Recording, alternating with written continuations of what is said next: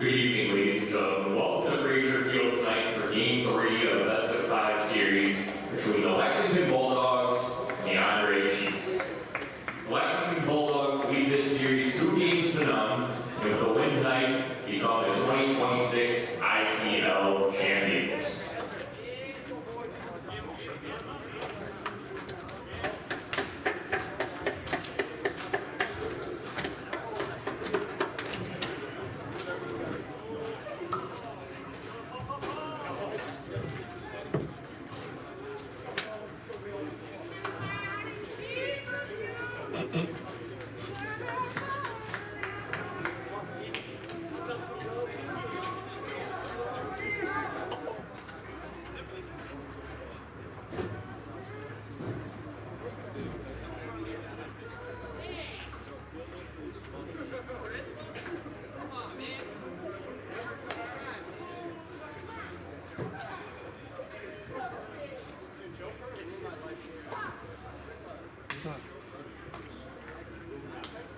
You can go ahead and introduce the starting lineups, I guess.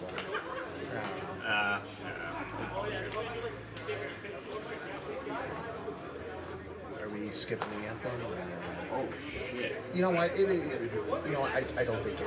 Right? Like if we skipped it, we didn't do it on Friday nights at all. Okay. So, look, like 7 no, I understand. So, like, yeah. Okay. Why start now, right? Right. Okay.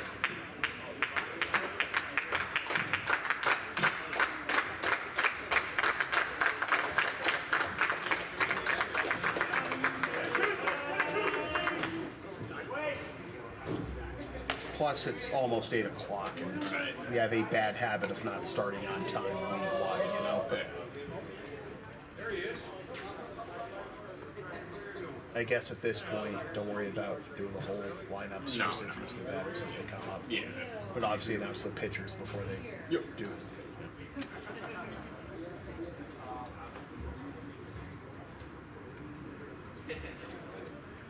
From Fraser Field in Lynn, Mass., this is the 2026 Intercity League Championship Series here on LSP.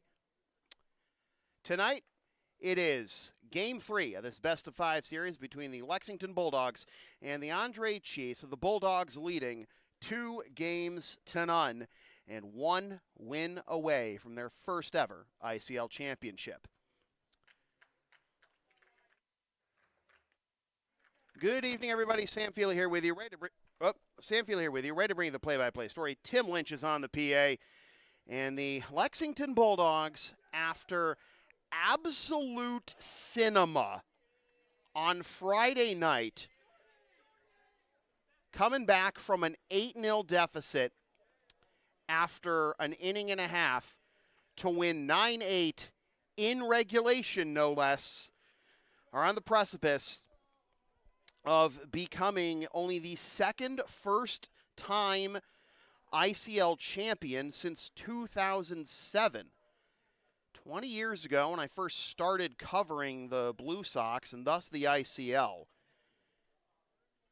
the Cassell Club defeated the Watertown Reds for their first and only ship.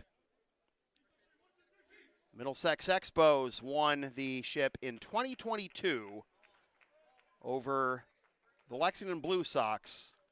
But the Chiefs now looking to make it 3 championships in 4 years, but got to win 3 in a row to do so. No room for error as Chris Dion takes the bump for the Andre Chiefs.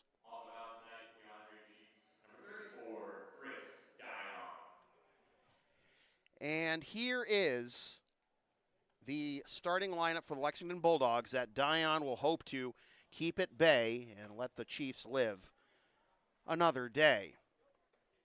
Brett Stone leads it off in right field, followed by Emilio Burnt at second. Seamus Condon is at first. Caleb Cormier is behind the plate, the main character of Friday's comeback win. Matt Favazzo, the extra hitter. Shane Costello, maybe the main character of the entire ICL postseason, is in left. Peyton Heisner is the DH.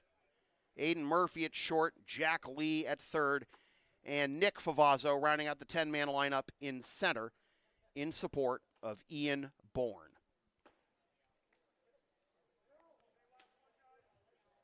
Dion made 5 appearances in the regular season. He's a product of Central Catholic High School and St. Joseph's College in Maine. In the regular season, he was 3-1 with a 4.53 ERA. He did not face the Bulldogs in the regular season. His 1L came against the Melrose Americans on July 12th. His one appearance in the postseason was a win against the Americans in Game 2 last Monday. Complete game effort with 10 hits, 2 runs, 1 walk, and 8 Ks. We are underway.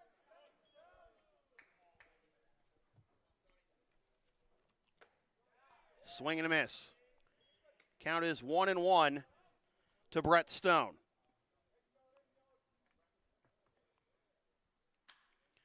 Drives this one, right center field. Going back is Valdario, and he's got it for out number 1. Hit a long way there.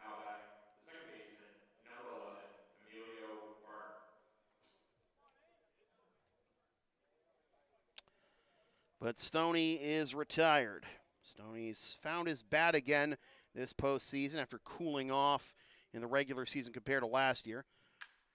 Burnt gets under this one to left center field. Valdario has a chance. He reaches up, and he tracks that one down 2. 2 down. Nick Valdario covering a lot of ground on back-to-back pitches. Barely any time to catch his breath after hauling in the first one pitch prior off the bat of Brett Stone. It is humid here, and Dion's working quickly, and Condon fouls that one off for strike 1. Well, nothing like 2 outs on 4 pitches, obviously, but a little bit of drama there as far as Valdario is concerned. Here's one into left field, and that will get down in front of the left fielder Ryan Petroni to keep the inning alive on the 2-out single by Condon.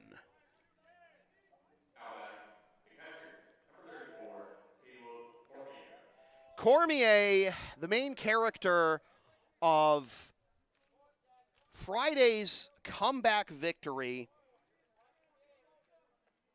mainly because of his defense. Gunned down 4 runners in that game, including 2 in the top of the 7th. Grounds this one to the left side, fielded by Galvis on to first, and a little bit of a stretch by Rodriguez at first, but keeps his foot on the bag for the out that retires the side, and no runs on 1 hit, no errors, and just 7 pitches by Chris Dion.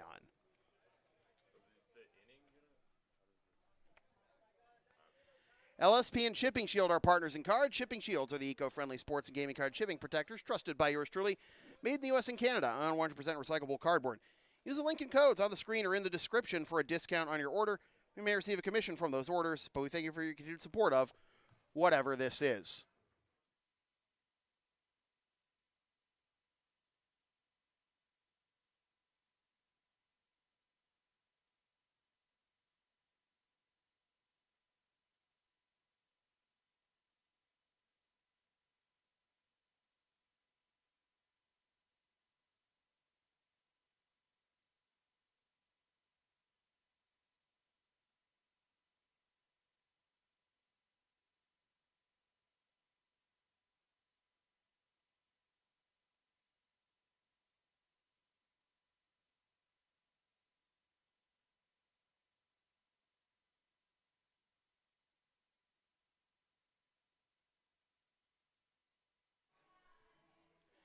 Ian Bourne takes the bump for the Lexington Bulldogs, hoping to pitch them to their first ever ICL title, and this is the Chiefs lineup he will face. Ryan Petroni leads it off in left field, followed by Teddy Juba at DH. Miles Reed is back in the lineup at second. Byron Woodman is behind the plate. Ruben Rodriguez is at first. Joe Bova is at short. P.J. Brown is in right. Roberts Galvis is at third. And Nick Valdario rounds out the 9-man lineup in center in support of Chris Dion. So, Ian Bourne, 2-way player for the Bulldogs. Played in 20 games in the regular seaon. On the bump, he was 1-2 with a 5.01 ERA in 22 1/3 innings.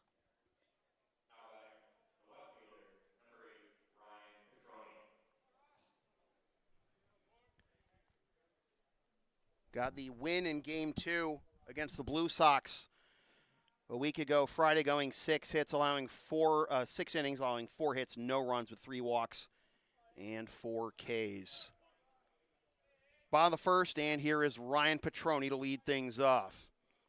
Speed Demon all year long, takes inside for ball 1.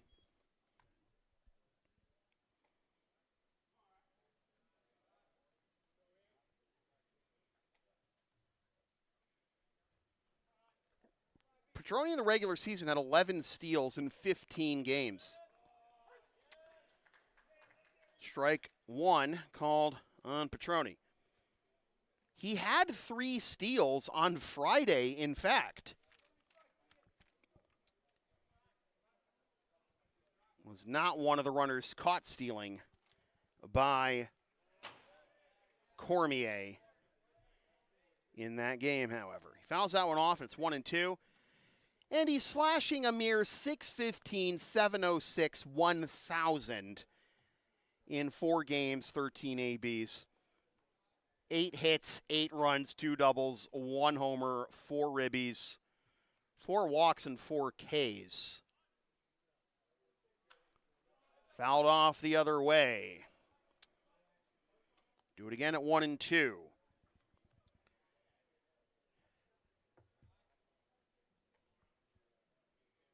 Here at Frazier Field tonight in Lynn, due to wet grounds at Morelli Field in Melrose.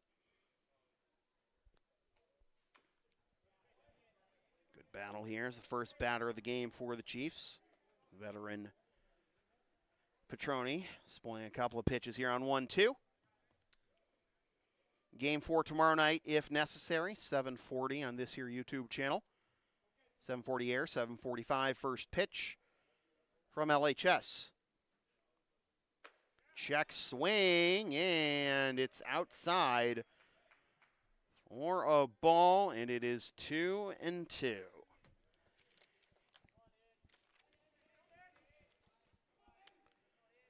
Petroni has reached base 7 out of 8 times in this series, but not here. Called strike 3. 1 down.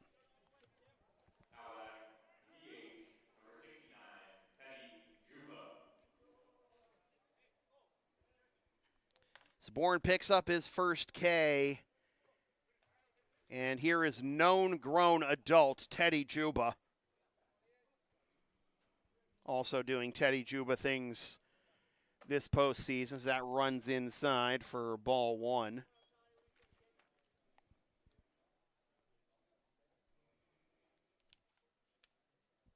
Juba was 0 for 2 on Friday night. Reached base by the walk and scored twice, as Thaddeus does. Now it's 2-0.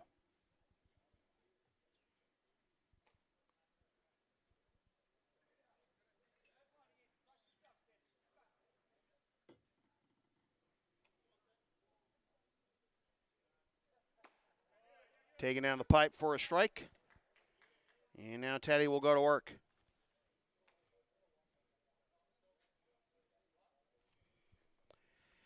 Juba, 467, 600, 733 is his slash line this postseason. 1 double, 1 homer, 4 ribbies.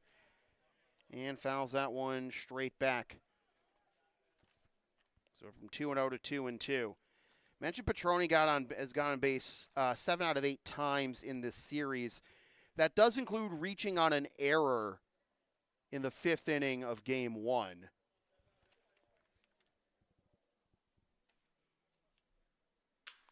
Juba slaps this one to right field for a base hit.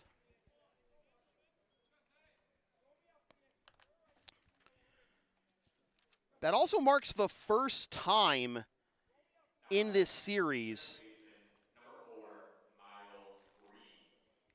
that Petroni and Juba did not both get on base to begin the first inning.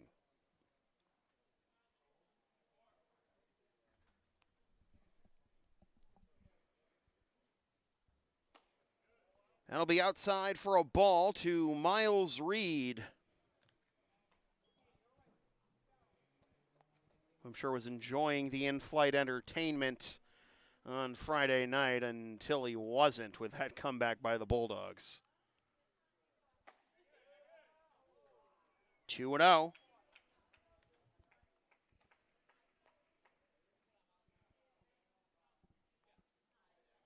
I misspoke. Teddy Slash, I mentioned earlier, was in the regular season, not the postseason. 467, 600, 733.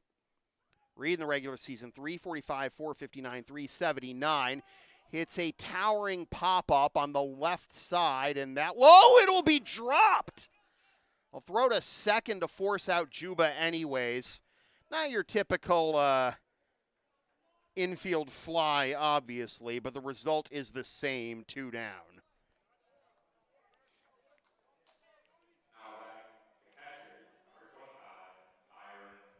So Reed reaches on the fielder's choice. It doesn't change the result of the play. Juba is forced out 6-4. Here's Byron Woodman.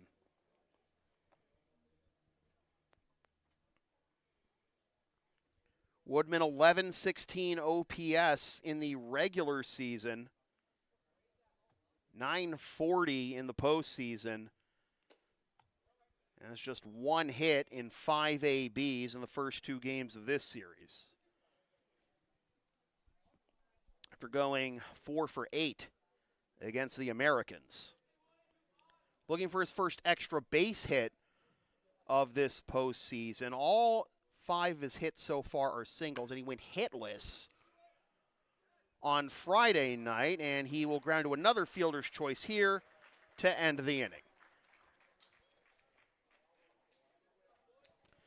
Brine Team Sales is the official sporting goods and jersey provider of LSP, America's oldest family-owned sporting goods and custom apparel provider since 1867, with a wide range of brands to choose from, including Under Armour, Bauer, Mizuno, Rawlings, and more. Use the promo code Brian's Love Sports for 20% off regular price in-stock items at BrineTeamSales.com.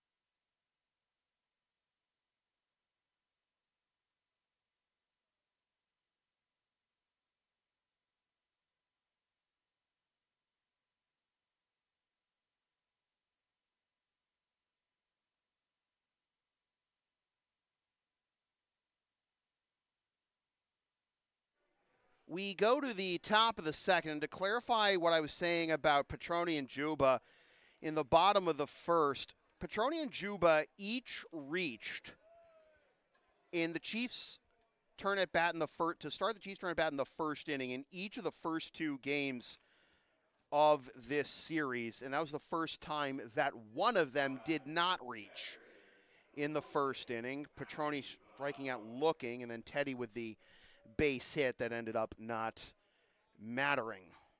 What might matter, though, is how many more pitches Ian Bourne had to throw in that first inning. Look at Dion's speed running here, and he misses up and away for ball 1 to Matt Favazzo. I mean, Favazzo, I don't blame him calling time. And now the home plate umpire was actually coming out in front of home plate. I don't know if he was saying, seriously, dude, you can't be that quick. But at any rate, 1-1 to Favazzo, and that is down and in for a ball from the Matt Karras School of Pitching. Dude's actually got to look up first. Yeah, I don't blame Favazzo slowing down his time, settling back into the batter's box to try and get Dion off his rhythm. But despite both pitchers allowing one base hit but nothing else in the first inning, it took Dion 7 pitches to get through the first, as that misses up and away for ball 4 and a 5-pitch walk to begin the inning for the Bulldogs.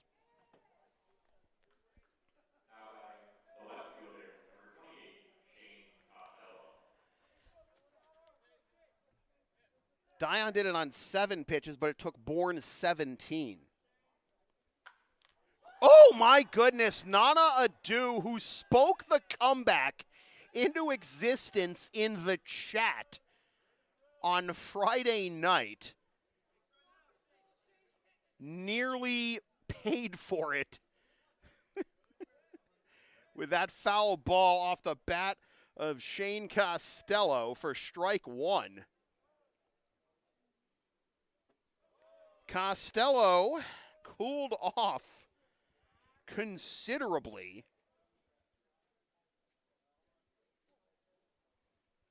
on Friday night, was 0 for 2 with a walk after the absurd heater he's been on this postseason. In Game 1, had the first multi-home run game in the ICL postseason in 9 years. He has 3 homers on his ledger this postseason, and now he's got a base hit here to make it first and second with nobody out.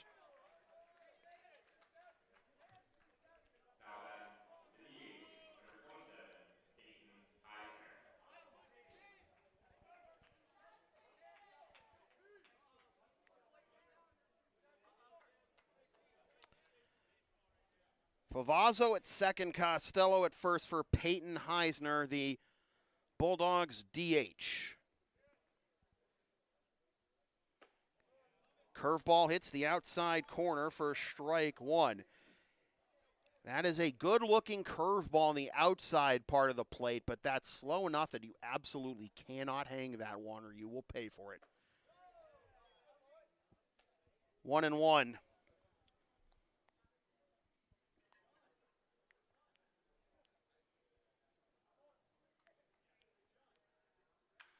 The other way and down into right field for a base hit. Here's a quick turn, throw. They'll try to get the runner at third. It is offline, and in to score is Matt Favazzo.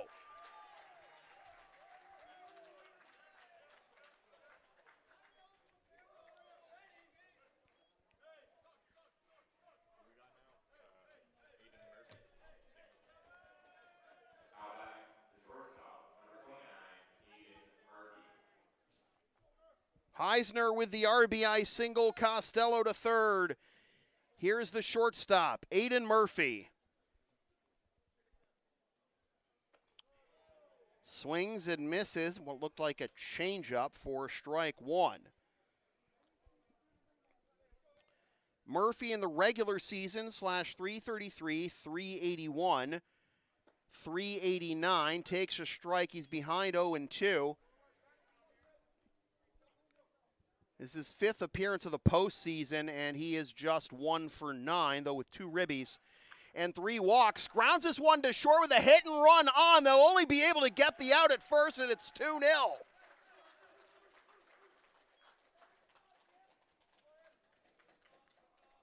In to score is Costello. Heisner into second. RBI ground out for Murphy.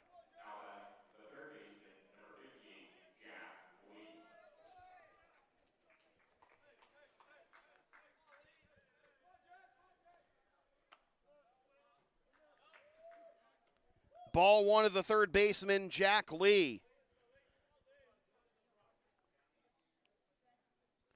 So no hit there for Murphy, but he does pick up his 3rd RBI.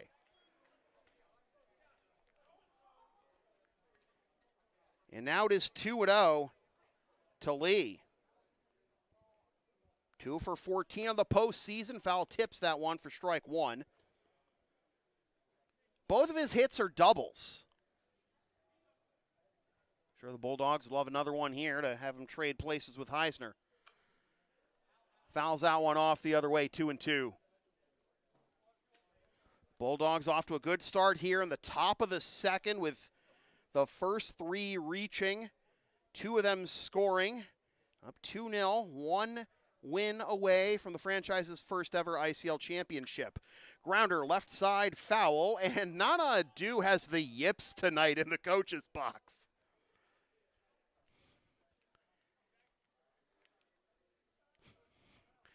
The baseball gods work in mysterious ways. Can't speak a comeback into existence too early, and if it pans out, how dare, right? 2-2. Swing and a miss, off speed, floating outside for out number 2.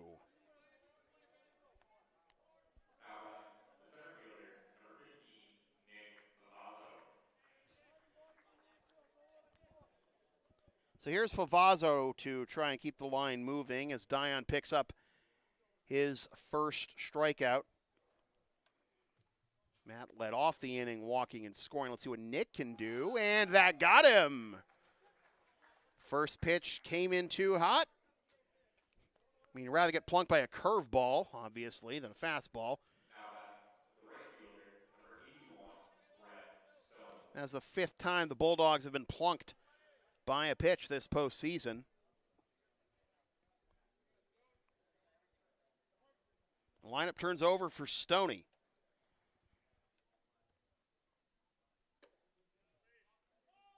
Stone takes outside for a ball, much to the chagrin of the Chiefs contingent. Stone with an 11.01 OPS on the postseason entering play, but 0 for 1 tonight with a fly out to center. It's 1-1 now. Dylan Steinkraus has to go play fetch there up the line, and that's why they're in the coaches' boxes, right? I don't know if we'll ever see anything like Anderson Jimenez tagging in. I forget who was playing, who was the first base coach at the moment. Andy tagged in whoever was the Blue Sox first base coach at that moment in a game earlier this year to pinch run for him. And a swing and a miss by Stone for the out. That retires the side, but 2 runs on 2 hits put the Bulldogs up 2-0 after a buck and a half. Advertising opportunities are available on LSP. Sponsor our content for as little as $25 a spot, whether you want to promote a business, product, or event, or send a message of support to a player, team, or coach. Email yours truly for all the deets.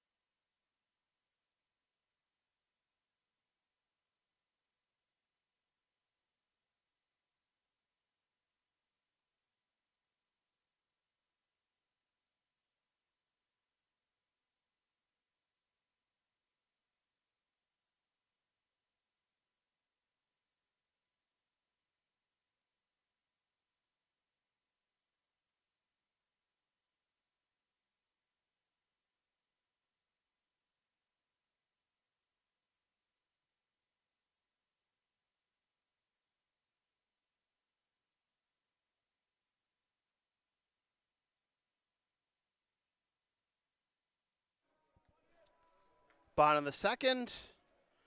Ian Bourne gets some run support.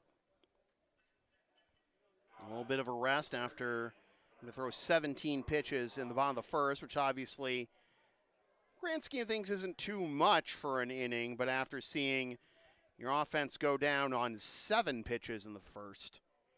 Let's get a little rest. See them stake you to a 2-0 lead on top of that. Here's Ruben Rodriguez. And he takes on the outside corner for strike 1. So it's 2 runs on 3 hits so far for the Lexington Bulldogs. Rodriguez, Bova, and Brown due up here in the bottom of the second. Deep breath by Bourne, and the pitch. Waited on it, but was still too late. Fouling it off the other way for strike 2 to Ruben.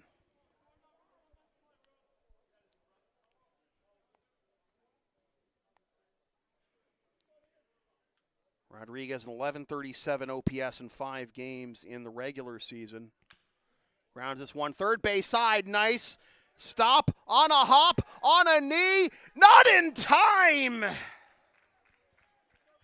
Jack Lee, phenomenal job staying down on that one and was that close to getting Rodriguez. Instead, it is a leadoff infield single. So the second hit of the night for the Chiefs. Leadoff man is aboard for Joe Bova. And for Rodriguez, that is his first hit of this series, 0 for 6 prior, after going 3 for 10 against the Americans. And Bova takes strike 1. Bova, 1152 OPS in 17 games in the regular season, 1381 in the postseason. However, in the 5 games he's played, he only has hits in 2. He's actually. I need to rephrase that. He's only played in 3 games, not 5.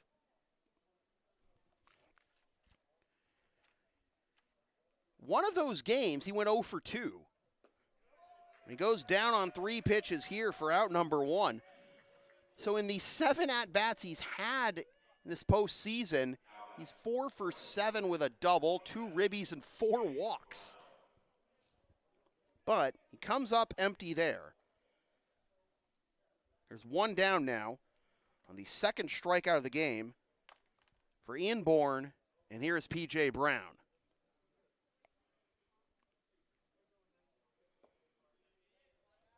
Rodriguez has a minuscule lead at first, so I'm not sure if pickoff would be anywhere in the neighborhood of Ian Bourne's mind right now. Rodriguez was 1 for 1 in the regular season in the stolen base department. That misses up and away, and a hitter's count here to P.J. Brown. Rodriguez was 14 of 14 out of steals in the last 2 years, and now he's bouncing. Feel like he wants to run, doesn't go there. Here's a flare the other way in a left center field. That's going to get down. That's going to split the outfielders. Rodriguez is being waved around third as it slowly bounces up against the fence. Here comes Brown looking for a triple, and he's got it. 2-1.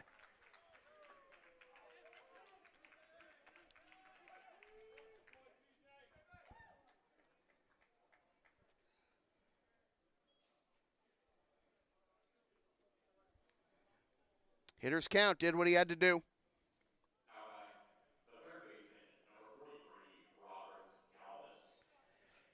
And now the tying run, 90 feet away for the Andre Chiefs. Brown picks up the triple, the RBI triple.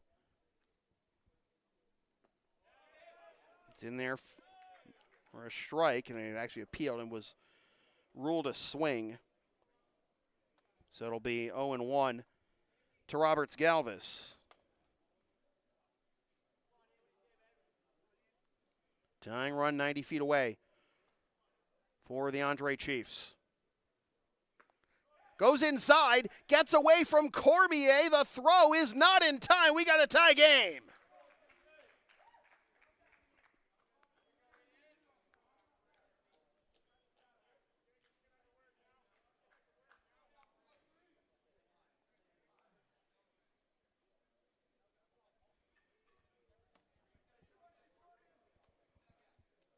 Well, if you're born, you can use that as a moment to just say, all right, I got a clean slate, base is empty. Towering pop-up left side. Caught by Murphy for out number 2. Clean slate, just get your batters here. And we've been in worse positions this postseason. They're in worse position Friday, and they still came back. Galvis pops up. Here is Valdario with his 2 fine catches already. Grounds this one. Another chance here for Lee. Scoop! In time! The one-hop Condon with the windmill pick to end the inning. But we are back to where we started. 2-2 after 2. The LSP store is open. Get yourself one of several different designs of stickers, shirts, or other merch, including some stuff with my dog, Tina the Long Arena, on it, and some words I've probably said on this here YouTube channel over the years. Scan the QR code now to buy.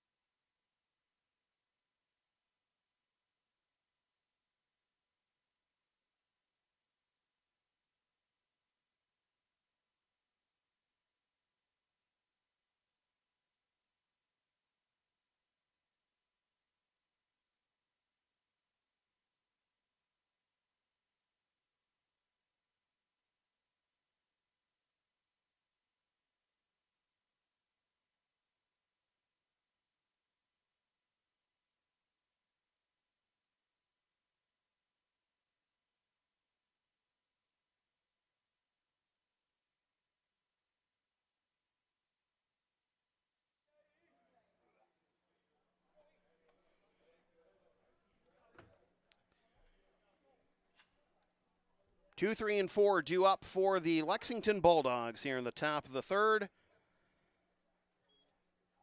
As Emilio Burnt takes strike 1 from Chris Dion. Grounder left side, fielded by Bova. 1 down. Quick 2-pitch first out here in the top of the 3rd. Here comes Seamus Condon.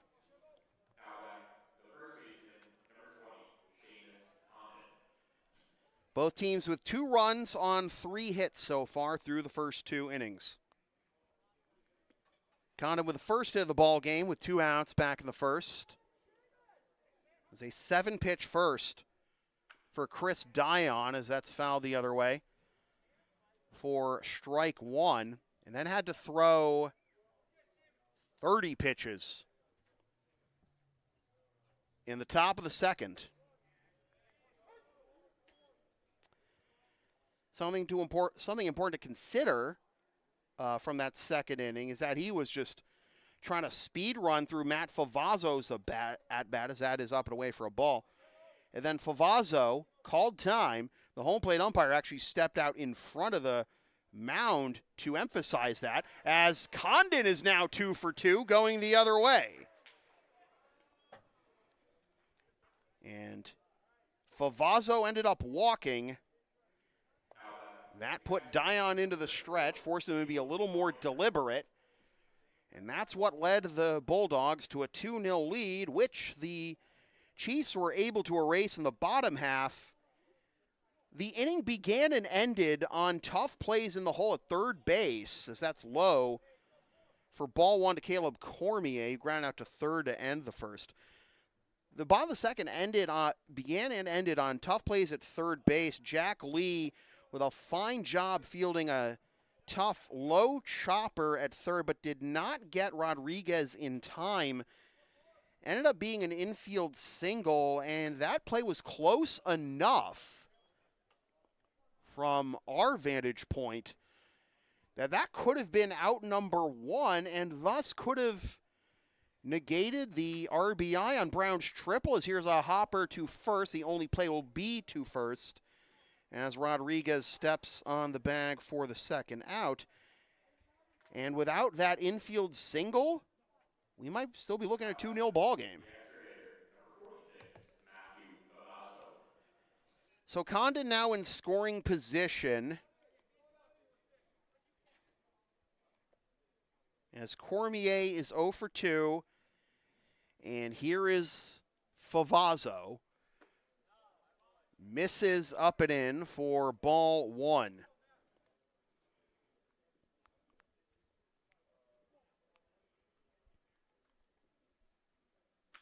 The other way, down into right field for a base hit. Condon being waved around by Adu. Here's the throw to the plate, not in time. Throw gets away from the catcher. Up to second goes Favazzo. Bulldogs back in the lead, 3-2.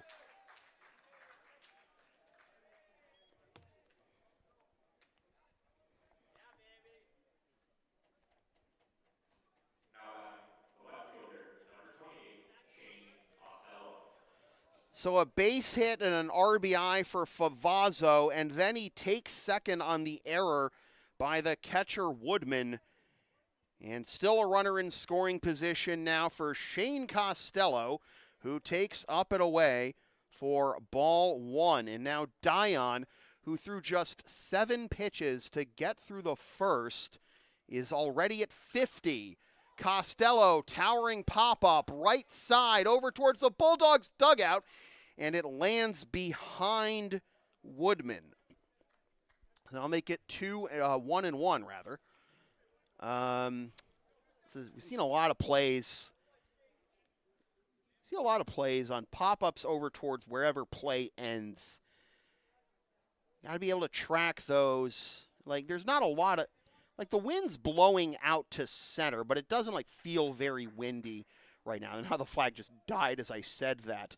But it is blowing in a direction where it can push the ball back to the field of play, and that's what led it to land behind Woodman, but hoping that won't be enough of a reprieve for Costello for the Chiefs to get out of this inning with just the 1 run allowed. It's 1-2 to Shano, and that is high for a ball. 2-2.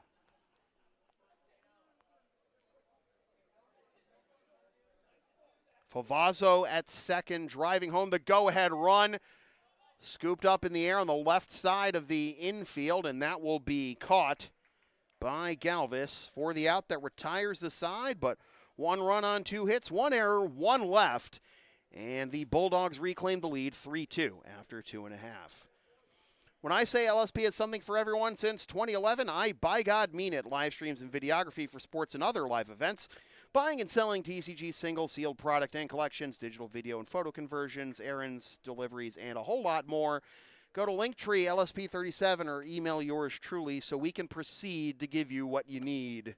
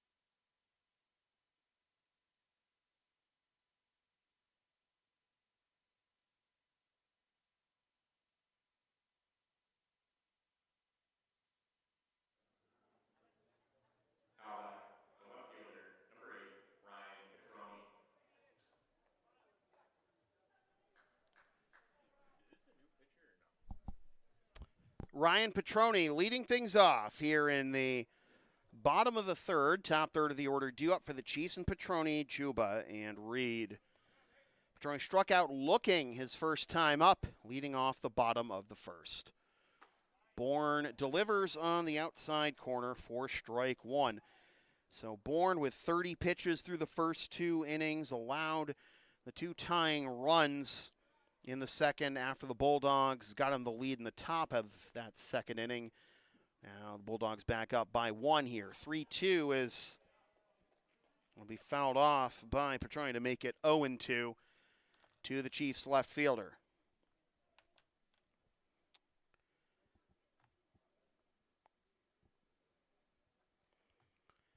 Probably be a little hard to get a post-game interview tonight, given how we're actually pretty high up in the press box here at Frazier Field.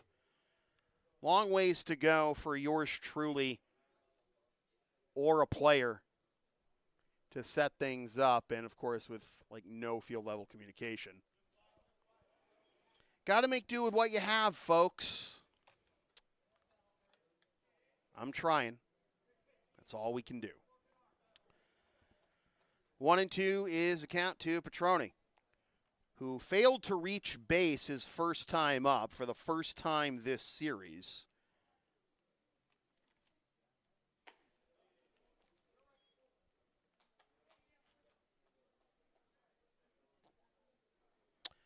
Two and two now.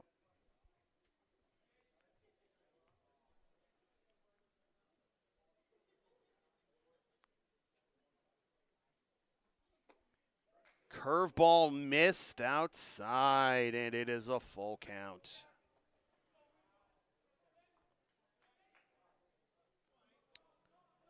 Righty-heavy lineups for both teams against the lefties was one of the exceptions, being in the on-deck circle. Teddy Juba. Petroni slaps this one the other way towards the line and right diving, and it goes all the way to the corner. Stoney couldn't haul it in. Petroni is on his way to third with the second triple of the game for the Chiefs.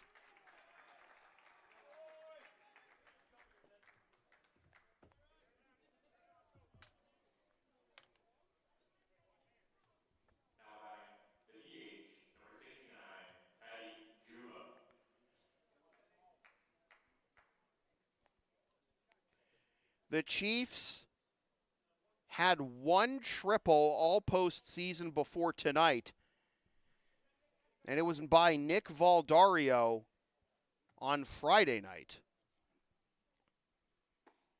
Juba takes inside for ball one.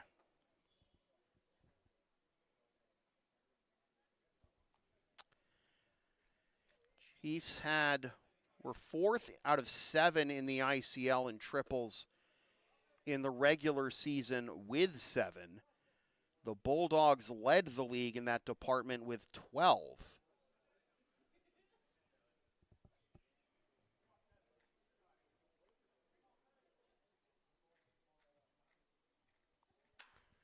Juba, fly ball into center, should be deep enough to get the run home. There's the catch. Here comes Petroni to tie the game. And once again, we are back to where we started.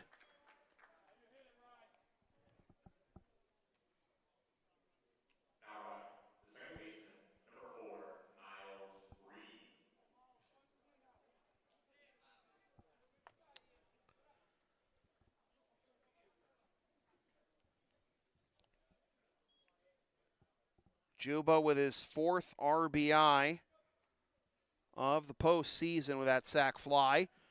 Reed shows bunt, pulls back, and it is a strike. That is across the Boston Amateur Baseball circuit since 2008, the 175th career postseason RBI for Teddy. And we got stoppage here as there's action in the Bulldogs bullpen, but a ball came onto the field during those warm-ups. So the home plate umpire holding up play for a moment here. So Teddy picks up career postseason RBI number 175. Swing over the top of that one is Spida for strike 2, an 0-2 count to Miles.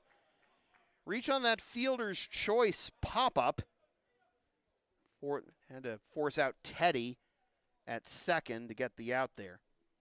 That's a dangerous proposition because you get Reed with better speed. No offense, Teddy, at first instead, but the Bulldogs didn't end up paying for that. It is 1-2 now to Reed. Byron Woodman due up next. One out here on the bottom of the third, not the fourth, my mistake.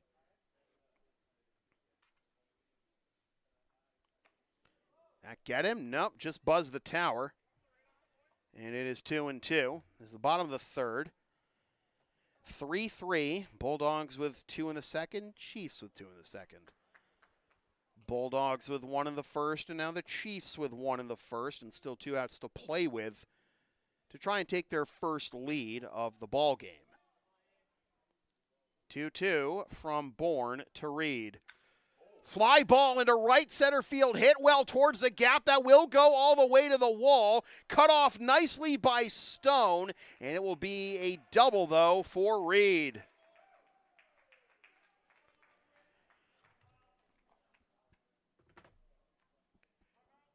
Third extra base hit and second of the inning for the Chiefs.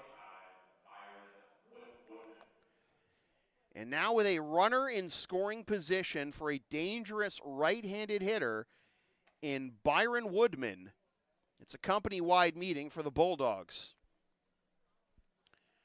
Dogs do have a right-hander warming in the bullpen. Can't tell you who it is right now from our vantage point.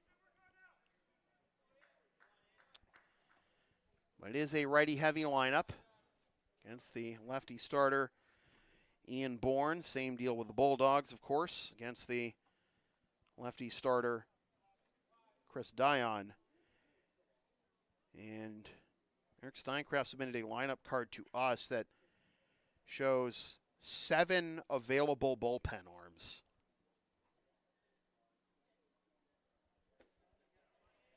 Down away for a ball to Woodman, who ground into a fielder's choice to end the first. He has the go-ahead run in scoring position in a must-win, obviously, game for the Chiefs. The Bulldogs, they win tonight, will sweep this series and clinch their first ever ICL championship. That is outside. 2-0 now to Woodman. Now you could pitch around him and set up the double play ball, but Rodriguez is on deck, and he already has a base hit and scored the first Chiefs run last inning. Chiefs with a win, force game 4 tomorrow night at LHS.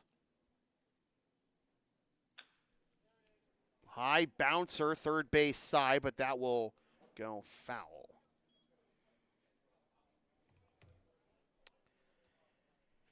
That's an interesting spot there for Woodman.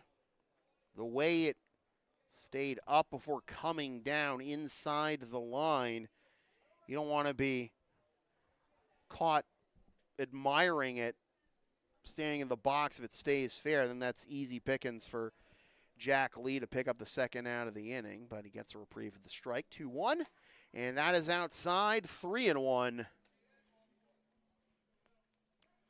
Can be a little bit of a different animal here on the turf field compared to the grass fields of Morelli and LHS.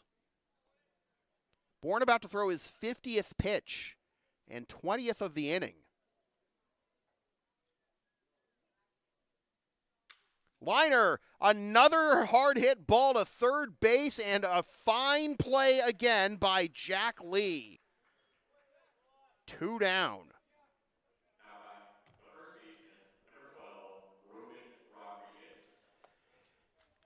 And remember, he handled the shot off the bat of Rodriguez last inning as well as you possibly can.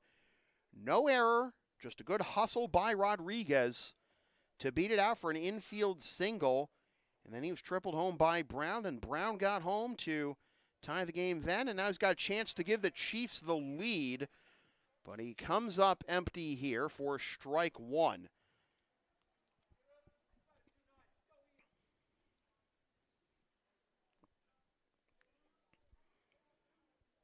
There is so much less room for error in the Intercity League postseason than most other sports tournaments that, aside from single elimination ones.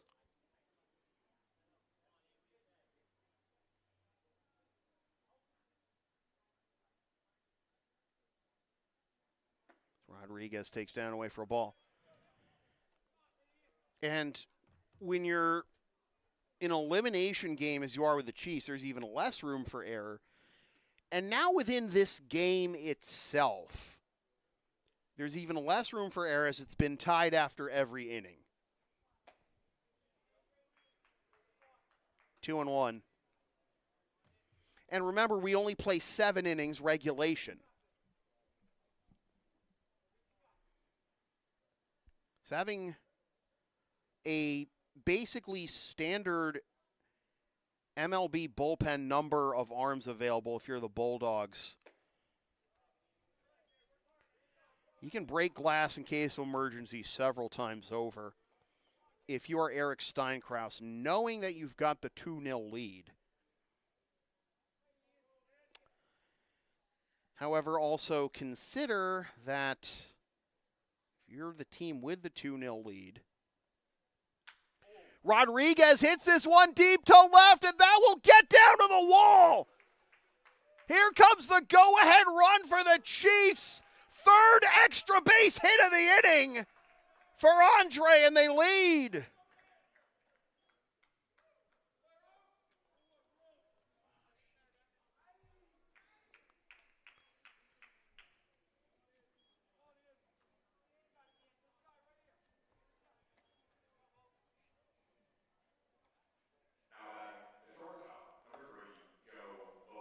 And so the attitude of a team trailing in this spot is that, hey, listen, the pressure is all on the team leading. They got to finish things off.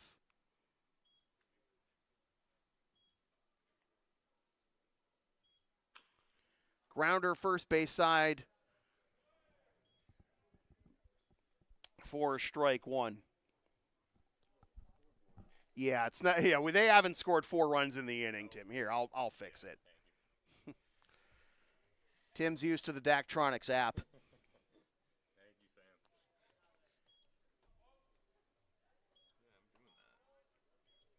Oh, did you subtract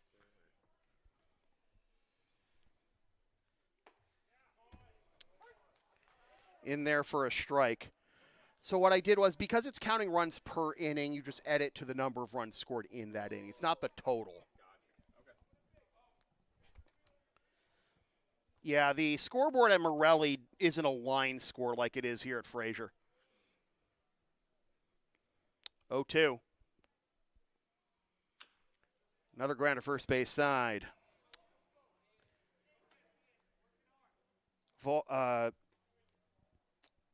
Bourne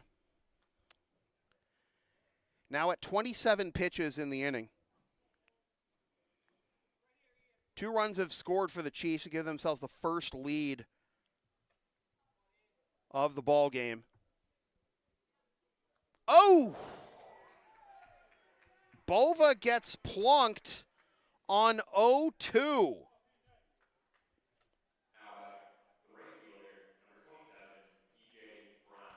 Here comes Eric Steinkraus. Now, this is Steinkraus's first meeting, I believe. The infield meeting earlier, I don't think Steinkraus was out there. When there is action in the Bulldogs bullpen, and has been for a while, and now there is going to be a pitching change after 2 2/3. Ian Bourne departs. All right, down with the sound called LSP. Of course you are. And follow and support us on the web. Linktree, Facebook, YouTube. Don't forget to subscribe. Flash the subscribe button. Membership is also available for $5 a month. PayPal and Creator Spring, LSP 37. It's the right thing to do.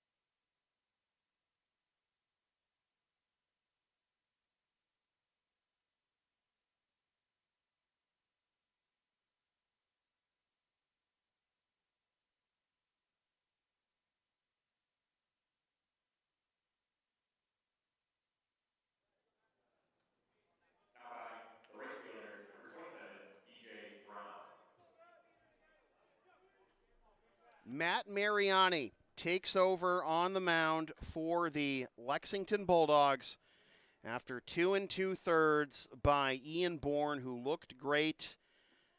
Then allowed the double to Rodriguez, plunked Bova on 0-2.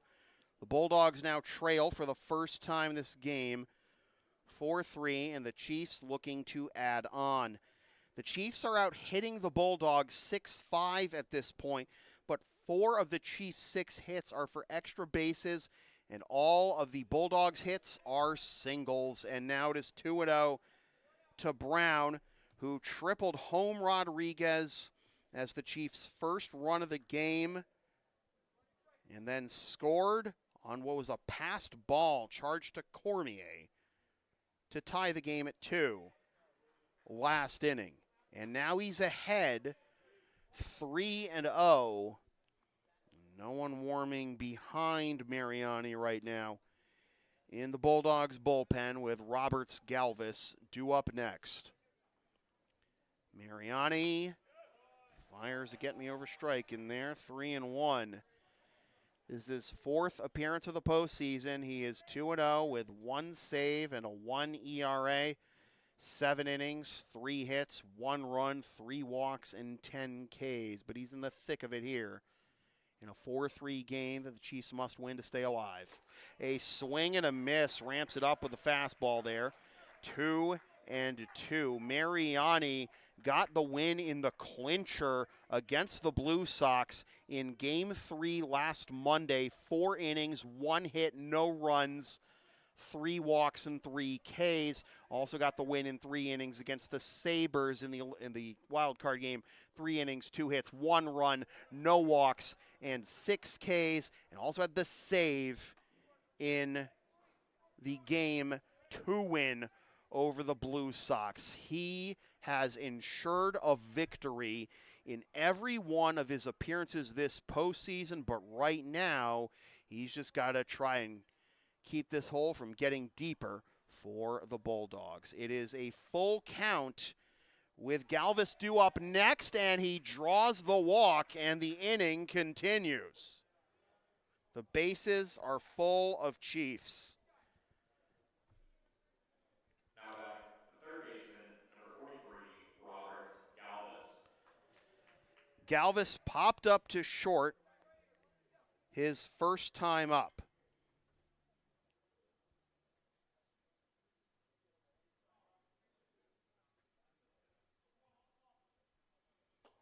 Galvis takes the fastball on the outside corner for strike 1.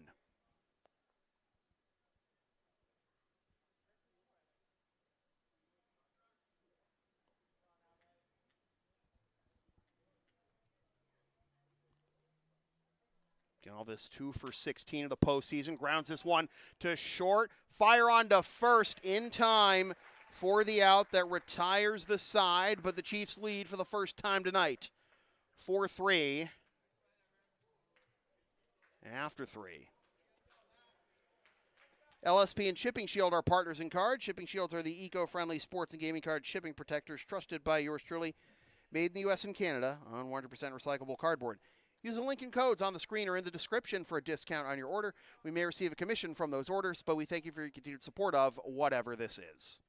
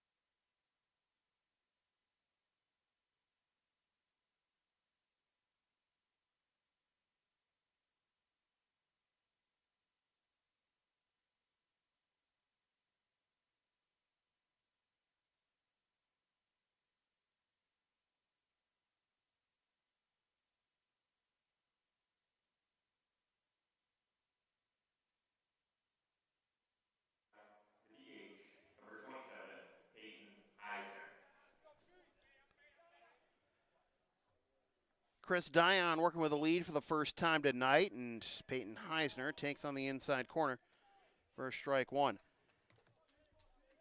7, 8, 9 in the 10-man Bulldogs order due up here for the visitors in the top of the fourth.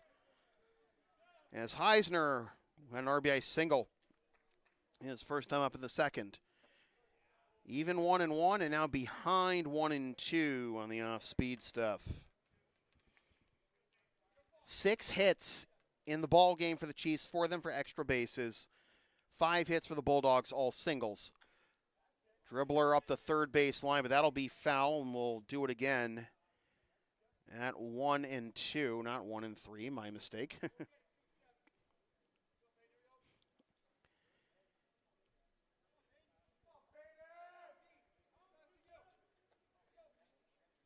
Bulldogs seeking their first ever ICL championship, and this their third ever trip to the championship series. And the Chiefs seeking to extend this series to Game 4 tomorrow night at LHS. Oh, look at the hops by Unk over there in the third base coach's box. His own teammates are picking on him tonight. Again, that's what you get for speaking an improbable comeback into existence in a YouTube chat. The baseball gods are fickle. Fickle. 2-2. Got him!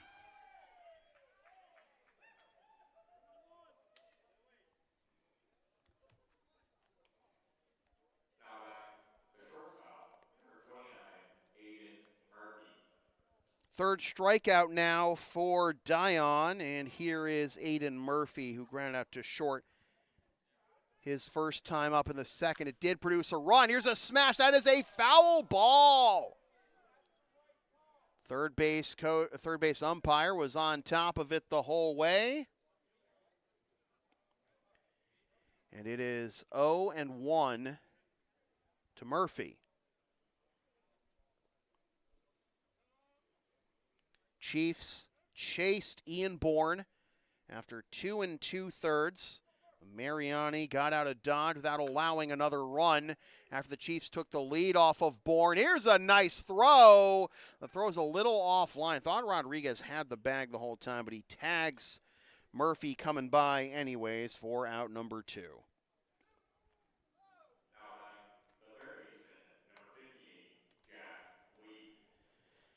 Dion looking for his first 1-2-3 inning of the night. Actually, would be the first 1-2-3 for either side if he can get Lee here. Now, Lee's been phenomenal defensively tonight, but he's 0 for 1 so far at the plate.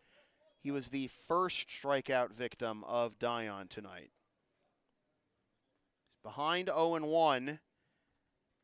Dion hoping to throw a shutdown inning after the Chiefs got him his first lead of the night in the bottom of the third. This is low, it's 1-1, and quickly back to work.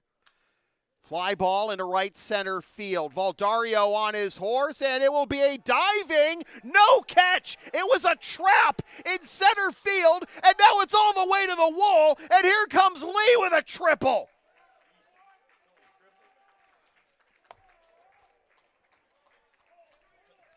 P.J. Brown laid out to try and stop that one. He could not. It squirted past his glove. And now the first extra base hit of the night for the Bulldogs has the tying run 90 feet away. So no 1-2-3 for Dion, but a chance maybe put up a goose egg here at the top of the fourth, and starts with off speed for strike one to Nick Favazzo, who was plunked his first time up in the top of the second. Favazzo waits that one out, and Woodman tried to put it on a plate for the home plate umpire, sent it back to the kitchen. It is 1-1.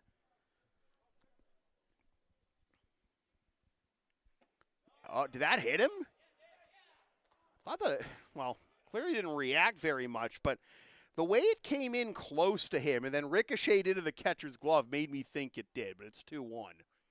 Grounder, left side, foul ball, 2-2. Dion again trying to get out of this one with the lead still intact, but the triple by Lee, the first extra base hit of the night for the Bulldogs, has the tying run 90 feet away in a 4-3 game. Here in the top of the fourth, Bulldogs 1 win away from their first ever ICL championship. Outside, curveball, full count, and the leadoff man, Brett Stone, due up next. The payoff pitch from Dion to Nick Favazzo. Here it is. Got him! Curveball on the outside corner for strike 3 called. And Dion does keep the Bulldogs out of the run column in the top of the fourth, and we are halfway home. 4-3 Chiefs. Bryan Team Sales is the official jersey provider of LSP, America's oldest family-owned sporting goods custom apparel provider since 1867, with a wide range of brands to choose from, including Under Armour, Bauer, Mizuno, Rawlings, and more. Use the promo code Brian's Loves Sports for 20% off regular price in-stock items at BryanTeamSales.com.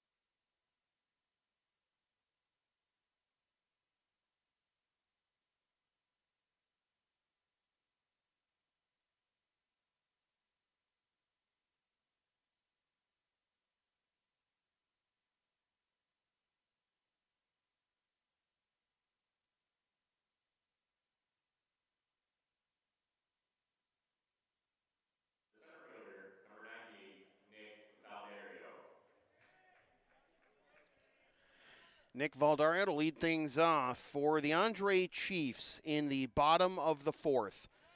4-3 is our score. Chiefs taking their first lead of the game at the bottom of the third. Shutdown inning by Dion. Avoided conceding the tying run after the 2-out triple by Jack Lee. And now Matt Mariani, who got out of the jam in the bottom of the third after the Chiefs chased Ian Bourne, back to work here in the fourth. And he falls behind 2-0 to Nick Valdario, who grounded out to third to end the second. It is 9-1-2 due up here in the fourth for the Chiefs, Valdario, Petroni, and Juba. That one gets in for a strike, 2-1.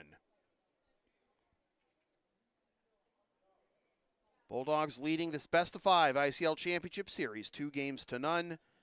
Win gives them their first ever ICL title. Chiefs win, forces Game 4 tomorrow night at LHS. At Frazier Field in Lynn, Mass. For Game 3 tonight, with wet grounds at Morelli forcing the move. And that missed inside, and Mariani issues a 5-pitch walk to turn the lineup over for Ryan Petroni.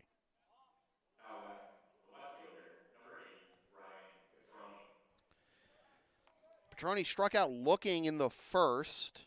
One of 2 strikeouts by Ian Bourne.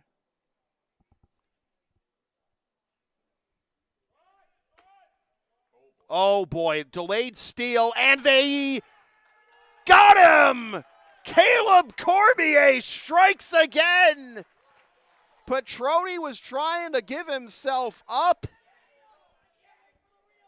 Valdario hesitated, then took off, and got hosed.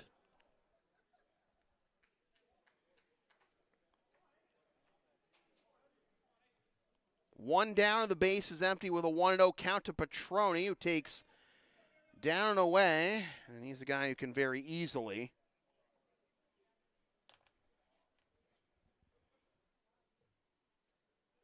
get a runner on base to replace Valdario as he, oh my goodness, spun around following through on that foul ball. He's still ahead 2-1. The leadoff walk is negated thanks to Caleb Cormier and his hose. Looking to bunt his way on, and they'll appeal, and he did not go around.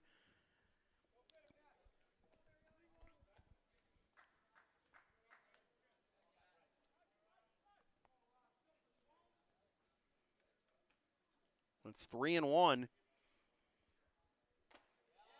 That's at the knees for strike 2.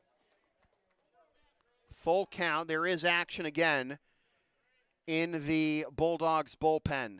Mariani delivers. Grounder right side into the outfield turf, up the line, and they got him! What range by Emilio Burnt, and then up the line, the stretch by Seamus Condon, 2 down.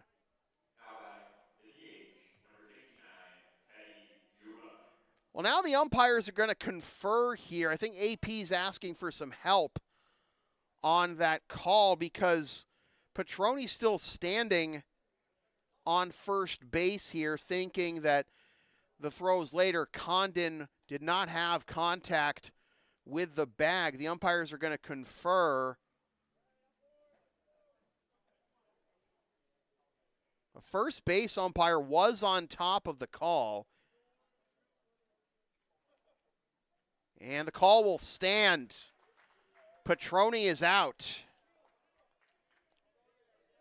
Let's the first base umpire know. Well, you're not invited to my birthday party anymore.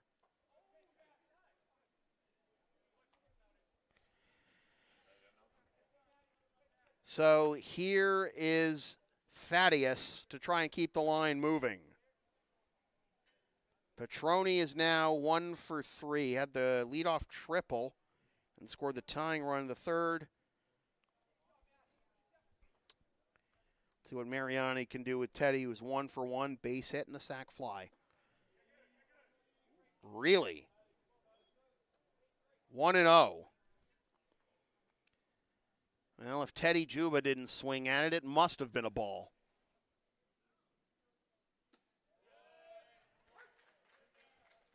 Y'all remember the John Boy's video about what if Barry Bonds played without a bat, and could he have possibly put up the best on-base percentage in MLB history without a bat? And it turns out he wouldn't have. He would have put up the second best, 608. I mean, that's what Teddy Juba does to pitchers at this league. He's just standing there menacingly, and they can't find the strike zone. Good Lord. Elder abuse. 3-1.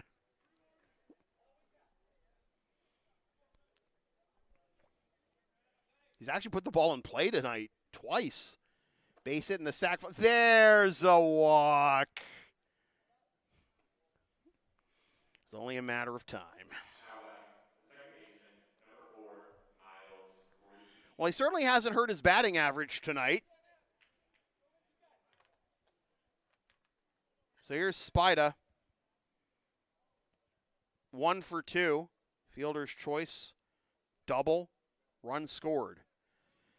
His run last inning was the go-ahead run, and we've got another holdup here. Something going on, I think, in the Bulldogs dugout.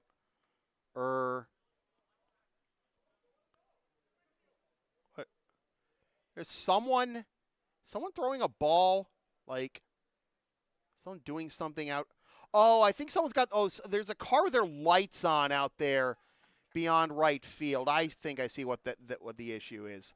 Something we've run into a lot at Lexington High over the years. Although with the construction out there basically preventing any parking whatsoever, not really an issue this year.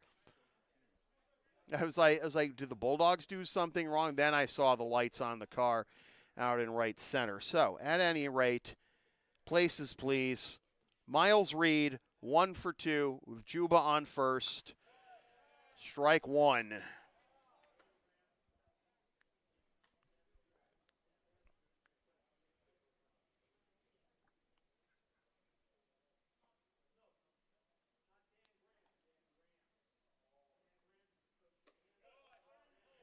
Misses inside for a ball.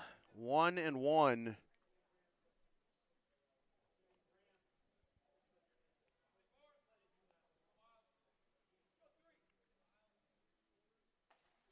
A lot of room down the line if Reed can pull it.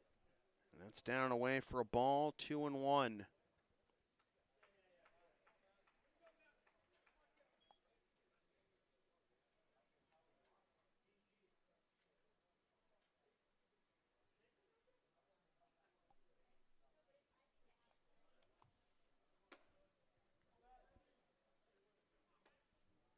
Three and one. Cleanup man Byron Woodman, who is due, is on deck.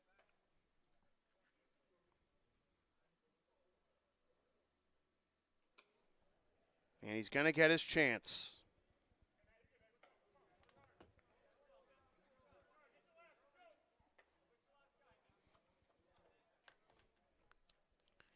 That is the fourth walk that Mariani has issued since coming into the game last inning. He has issued 4 walks in a total of 1 inning of work. He allowed 3 walks in his previous 7 innings this postseason.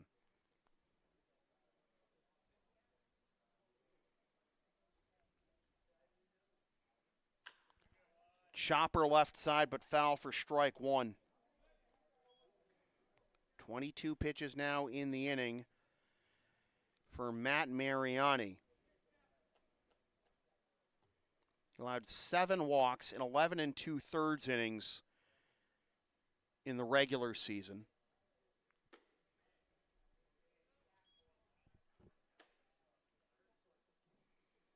This is the most walks he's allowed in any one appearance this year. Allowed 2 walks to Triple D's on June 16th in 1 inning, and 2 in 2 innings to the Mad Dogs. Grounder up the middle. Nice diving stop. Double clutch on to first. Inning over. Emilio Burnt with 2 fine defensive plays in the inning. First it was Jack Lee, then it's Emilio Burnt. And Burnt will be up second as we go to the top of the 5th. Advertising opportunities are available on LSP. Sponsor our content for as little as $25 a spot, whether you want to promote a business, product, or event, or send a message of support to a player, team, or coach. Email yours truly for all the deets.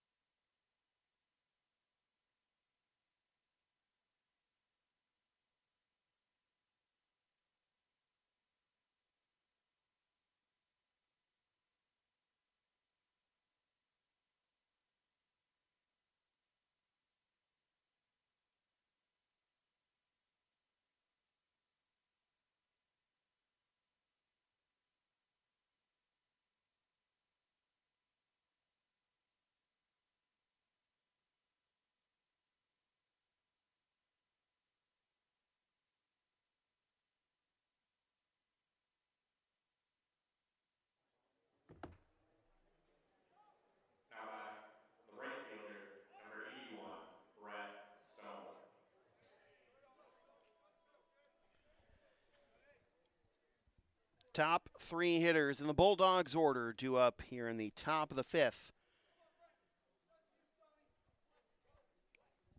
Brett Stone, Emilio Burnt, and Seamus Condon. And let's give credit to Condon, too, defensively for some of the plays that the Bulldogs defense has made tonight. But Miles Reed with a routine grounder on one pitch for out number one. Stoney is 0 for 3.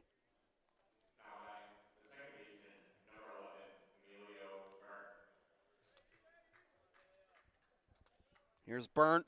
2 fine defensive plays in the bottom of the fourth to ensure this stays a 4-3 Chiefs lead. Now flares this one into right center field, and that will hang up for 2 pitches on 2 outs. P.J. Brown. Well, the automatic take here if you're Condon, right?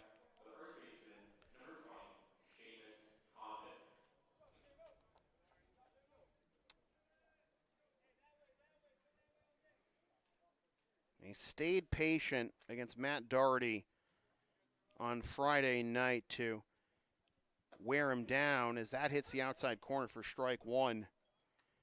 Up the pitch count, help enable their comeback. But Chris Dion not wasting any time here as he's ahead 0-2 after getting the first 2 outs on 2 pitches. He had a 7-pitch top of the first, and just barely able to spoil that one is Condon.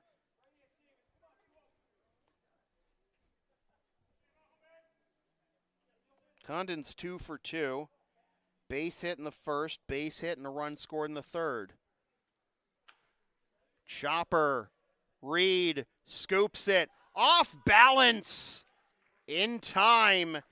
6 pitches to get the Bulldogs 1-2-3 in the top of the fifth for Chris Dion. The LSP store is open. Get yourself one of several different designs of stickers, shirts, or other merch, including some stuff with my dog, Tina the Longarina, on it, and some words I probably said on this here YouTube channel over the years. Scan the QR code now to buy.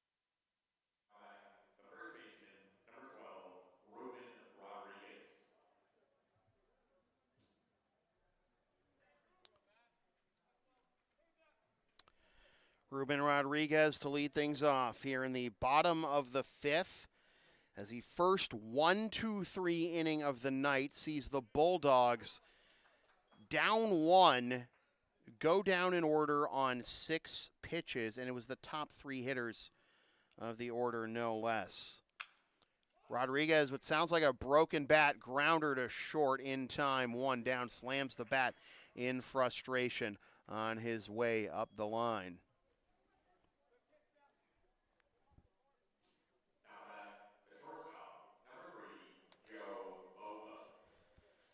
First time Rodriguez has been retired tonight.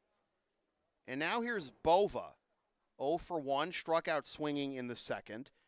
And was plunked on an 0-2 pitch by Bourne, which led to the hook for him in favor of Mariani, who has now completed an inning and 2/3 of scoreless, hitless relief, albeit with 4 walks, which is a season high in an appearance for him, and he had only walked 3 batters in 7 innings prior this postseason. That's in there for a strike, and the count will be 1-1. So he got the pick. He issued those 4 walks. By the time he got the 3rd out of the 4th, which means he walked 4 in 1 inning, and obviously you're going to have a very hard time winning ball games, walking 4 guys in an inning, although he did not get burned for any of the walks he issued.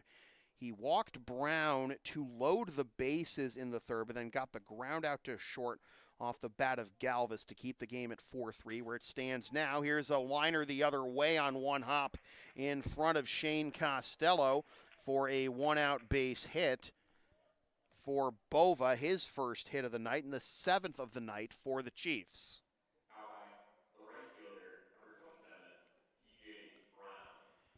Brown's been on base both times tonight with the RBI triple and a run scored in the 2nd, and the walk as the first assignment for Mariani in the 3rd. That's up and in for a ball. Mariani then walked Valdario to begin the 4th on 5 pitches, and then Chase Cormier struck, gunning him down, going for 2nd after a little bit of hesitation on a assumed sacrifice play with Petroni at the plate. And Petroni grounded out. Base empty, 2 outs right after that, but then Juba and Reed walked. Put the pressure on him again, but Woodman grounded out to 2nd. That's a ball. And a back pick attempt is not in time. So we're looking at a 3-0 count here to P.J. Brown with Roberts Galvis, who is also due on deck. 1 out here in the bottom of the 5th, a 4-3 game. Bulldogs have led 2-0 and 3-2. The Chiefs with 2 in the bottom of the 3rd, gave them the lead they still have here, and now they really are in business with 2 out and 2 on and 1 out for Galvis. He has popped out to short and grounded out to short, so your way, Aiden. And Murphy playing kind of close to the second base bag, as that is on the outside corner for strike 1. Why would you run on Cormier at this point? Like, in fairness, Petroni was racking up the stolen bases through most of the first 2 games of this series, but Cormier has held the fort since. Here's a grounder to 3rd, 5-4, and the late reaction to try and pull the ball back to a throwing position by Burnt, because the throw was offline, enables them to only get the man in the middle, Brown. It's a 5-4 force. Galvis is 0 for 3, but he's on base now. And that makes it runners at the corners, 2 down for Nick Valdario, who is 0 for 1, grounded out to 3rd, walked last inning, but then was caught stealing, and that hits the outside corner for strike 1. In the top of the 6th, the Bulldogs will have Cormier, Favazzo, and Costello due up. Now, can the Chiefs extend the lead here? That is inside. Cormier threatens Bova all the way back to the 3rd base bag. 1-1. 4 runs, 7 hits, 1 error for the Chiefs, 3-6-0 for the Bulldogs. The Bulldogs just went 1-2-3 in the top half of this inning on 6 pitches by Chris Dion. The first 1-2-3 inning for either side, and that's another hit by pitch.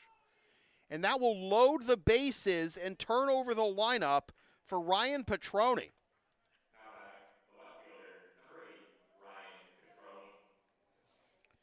Boy, what a spot here. Here comes Eric Steinkraus.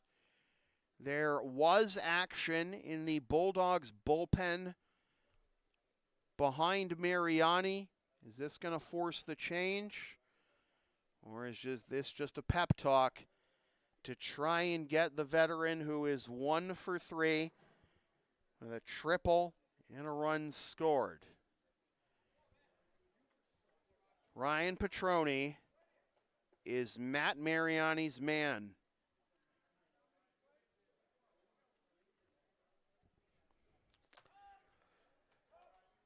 Who's your Italian?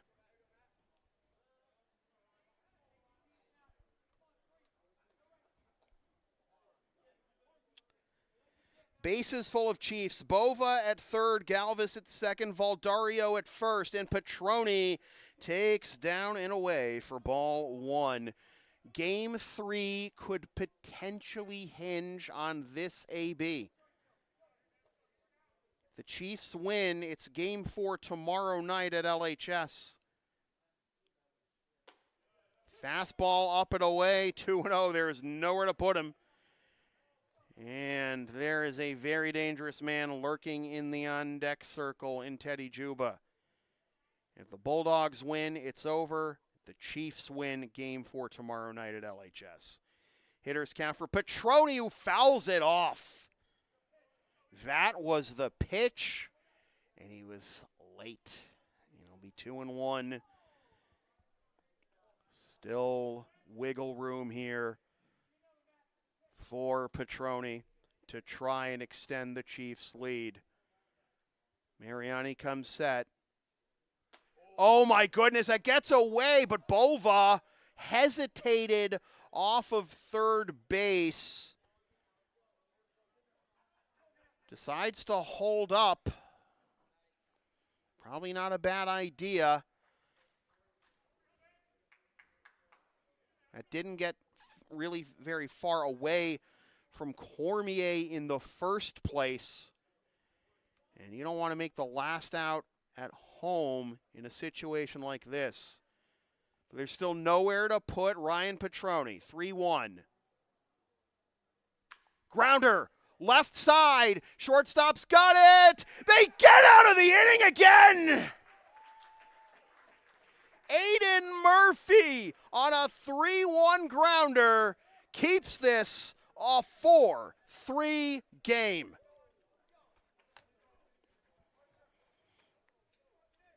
When I say LSP is something for everyone since 2011, I, by God, mean it.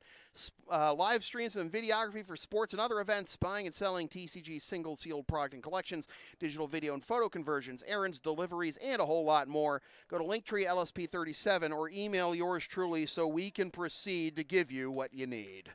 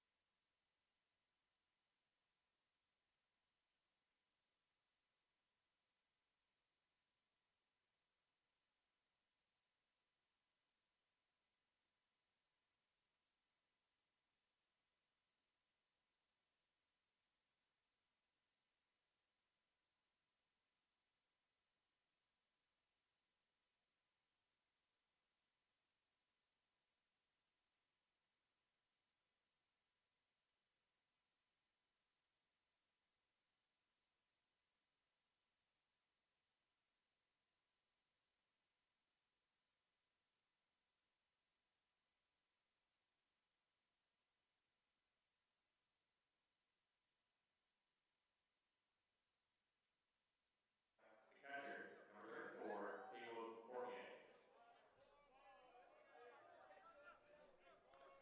Caleb Cormier, the main character of Game 2, leads things off at the top of the 6th. Behind 0-1. He's 0 for 2 with 2 groundouts.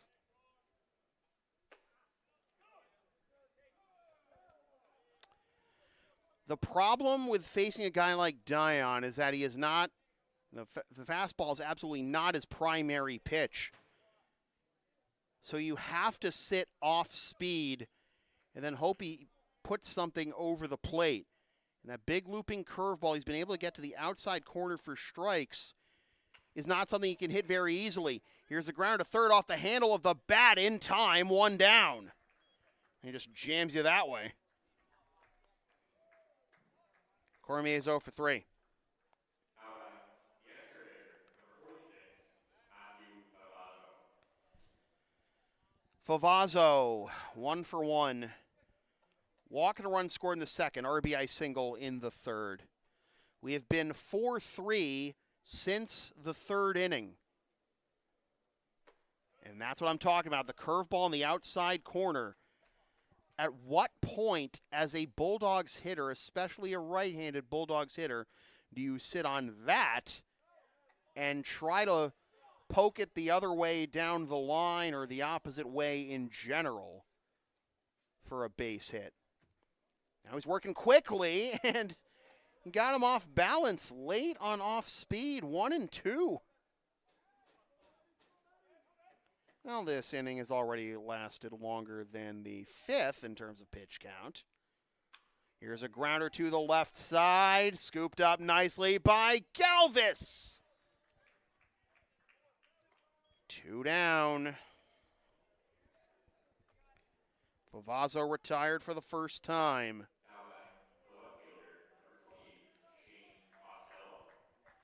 Costello.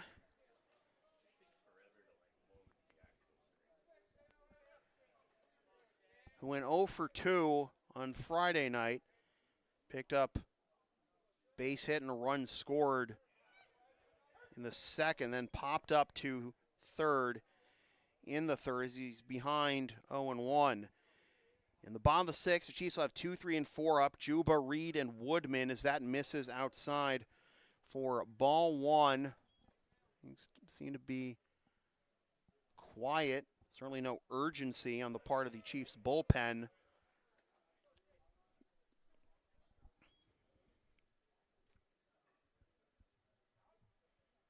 Grounder, foul. Dion is now at 90 pitches with a 2-2 count.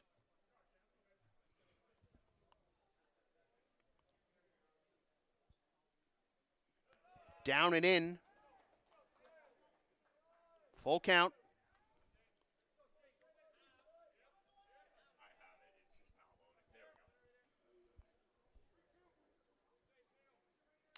Payoff pitch. Here it is. Smacked into left field, and that will get down in front of Petroni for a 2-out base hit. Second of the night for Costello.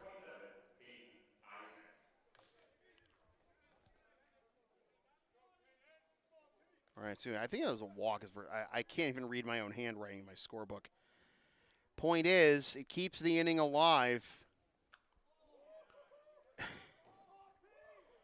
Heisner taking a big rip at that one and only fouling it off the handle of his bat for strike 1. He's 1 for 2, RBI single, first time up, strikeout in the fourth. That is outside. There goes Costello to second, and Woodman's going to eat it.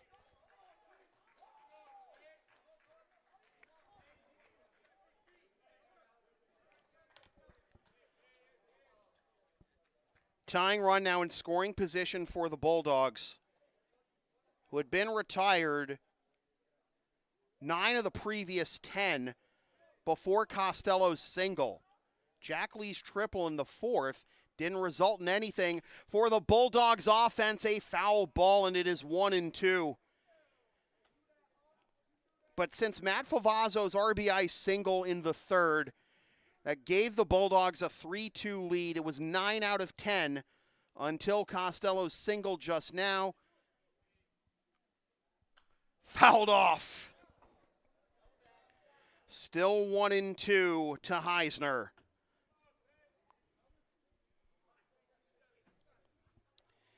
Aiden Murphy on deck if we get that far. Costello at second after the 2-out single.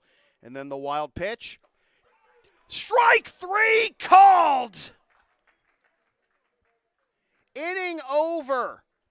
Chris Dion keeps the Bulldogs at bay with just 3 defensive outs left for the Chiefs to get to force Game 4 tomorrow night.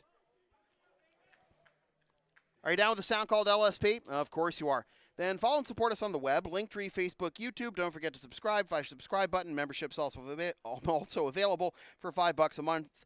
PayPal, and Greater Spring, LSP 37. All the cool kids are doing it.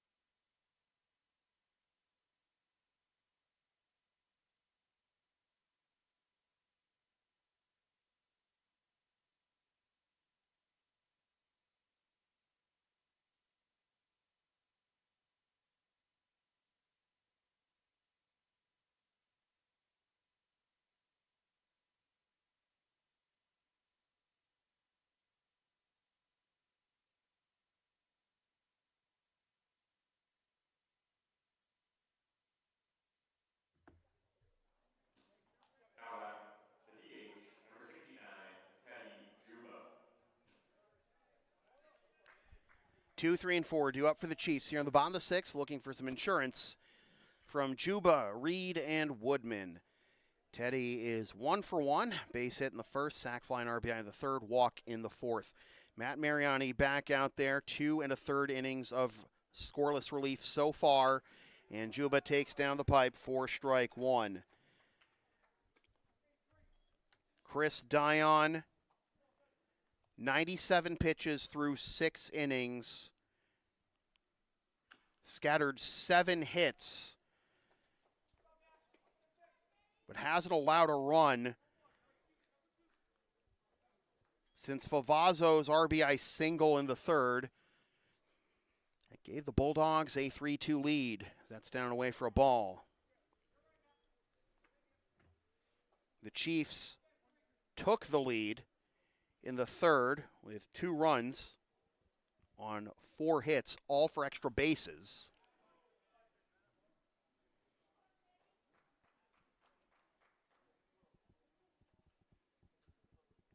The Chiefs have 7 hits in the game, 4 of them for extra bases, all of them coming in the, I misspoke, 3 of those hits. There was the triple in the second, but 3 of the extra base hits were in the third that led to the 2 runs that gave them the 4-3 lead they still have now.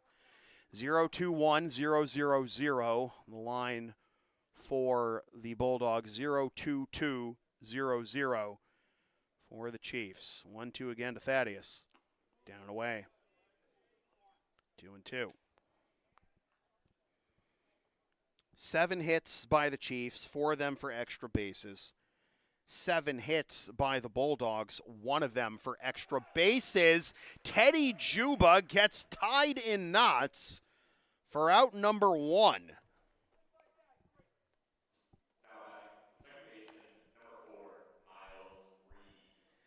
Here's Reed.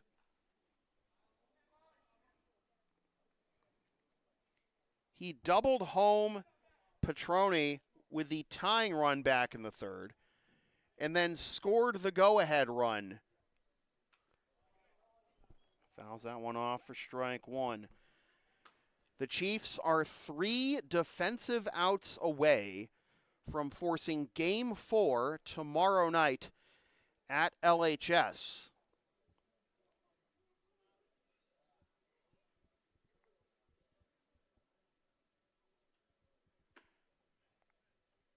One and one.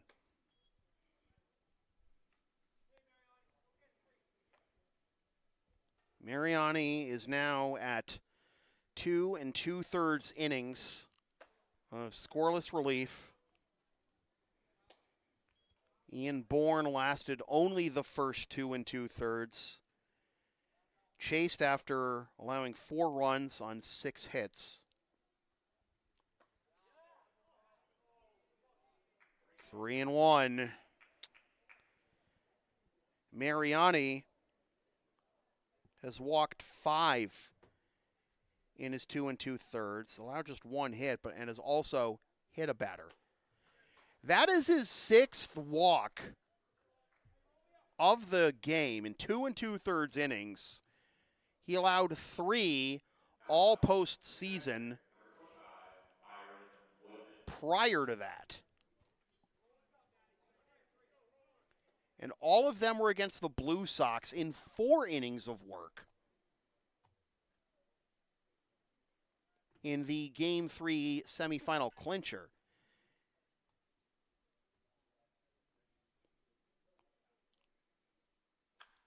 Byron Woodman fouls this one off for strike 1. Mariani allowed 7 walks in 11 2/3 innings in the entire regular season.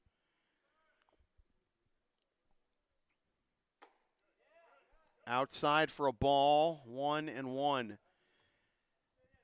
And I have a hard time believing that Mariani isn't going to get bit.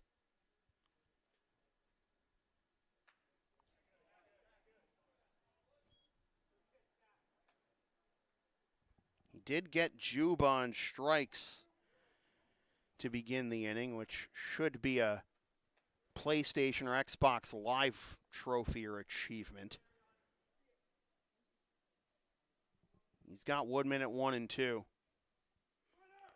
Reed bluffs, and that's down and away for ball 2, 2-2.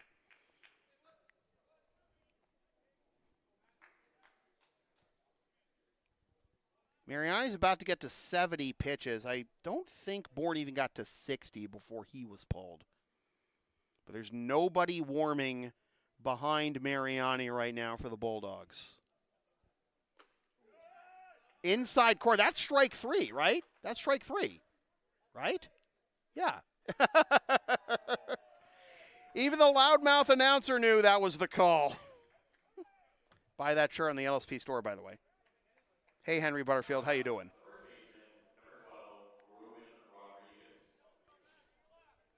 Hey, good to know. Good to know.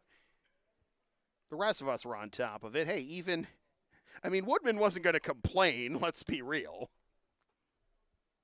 Here's Rodriguez, 2 for 3. Grounded out to short last time. Chiefs have had a base runner in every inning. That's outside for ball 1. But like the Bulldogs, haven't scored since the 3rd. In the top of the 7th, it'll be the bottom of the order due up for the Bulldogs, 8, 9, and 10 in Murphy, Lee, and Nick Favazzo. Hot shot to third, fielded nicely on to first. Jack Lee has been a stud defensively. Can he provide some offense for the Bulldogs to extend this game? Or will the Chiefs send it to Game 4 tomorrow night?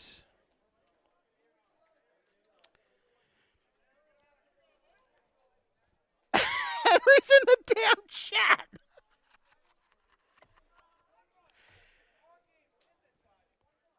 There's the shirt I'm talking about, by the way.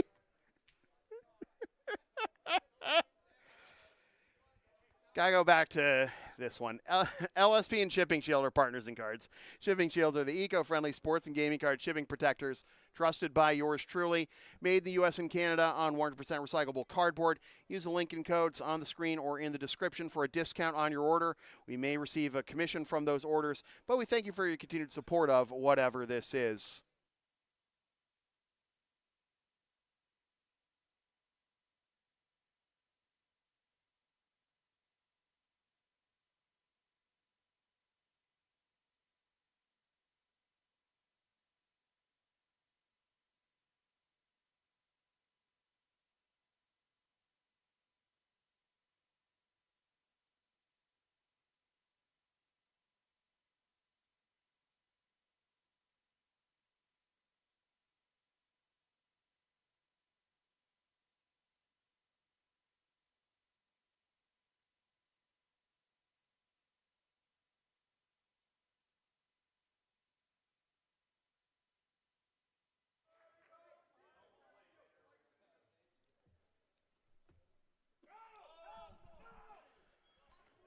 Ball 1 from Chris Dion. Ball 2 from Chris Dion to Aiden Murphy. The Chiefs, Bulldogs down their final 3 outs. Here's a grounder to the left side. Nice pick at short. On to first. 1 up, 1 down. Aiden Murphy is retired for the 3rd time in 3 at-bats, all on grounders to his opposite number, Joe Bova.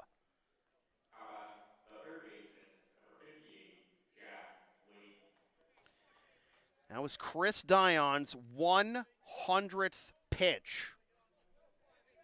Ryan Mareshi is taken over in left field for Ryan Petroni. Here's Jack Lee. Liner left side, base hit. Lee's 2 for 3.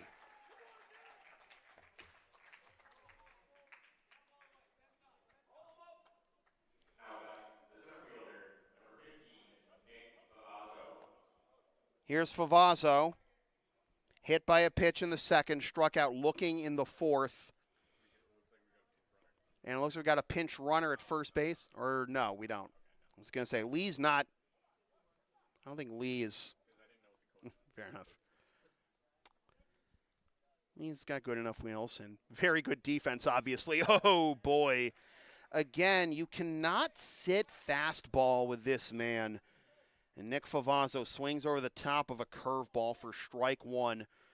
0-1. Fouled off. 0-2.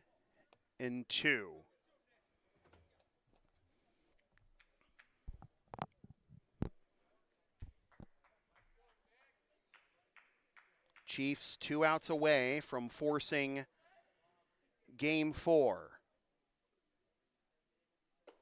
Up and away. And, like, even if you are sitting fastball with Dion, it's not a big one either.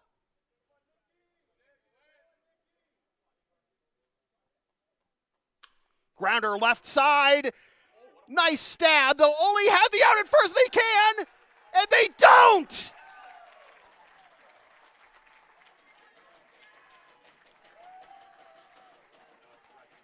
Nick Favazzo legs out the infield single. Roberts Galvis with insane range to get to that, but couldn't beat Favazzo. And the lineup turns over for Brett Stone.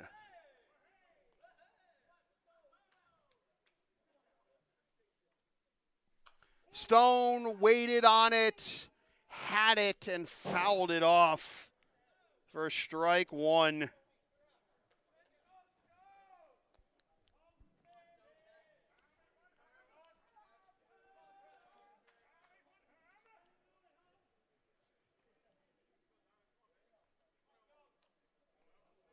Lee at second, Favazzo at first.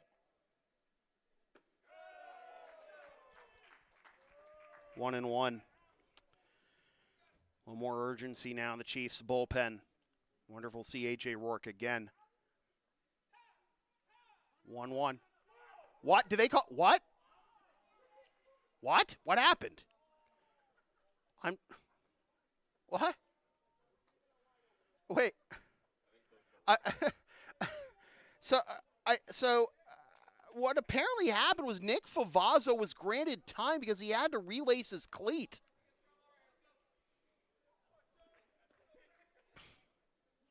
That could have gone any number of ways poorly for the Chiefs. At any rate, it is 1-1. Dion comes set. Up the middle, through for a base hit. Adu's waving around Lee. Here comes the throw. Tie game.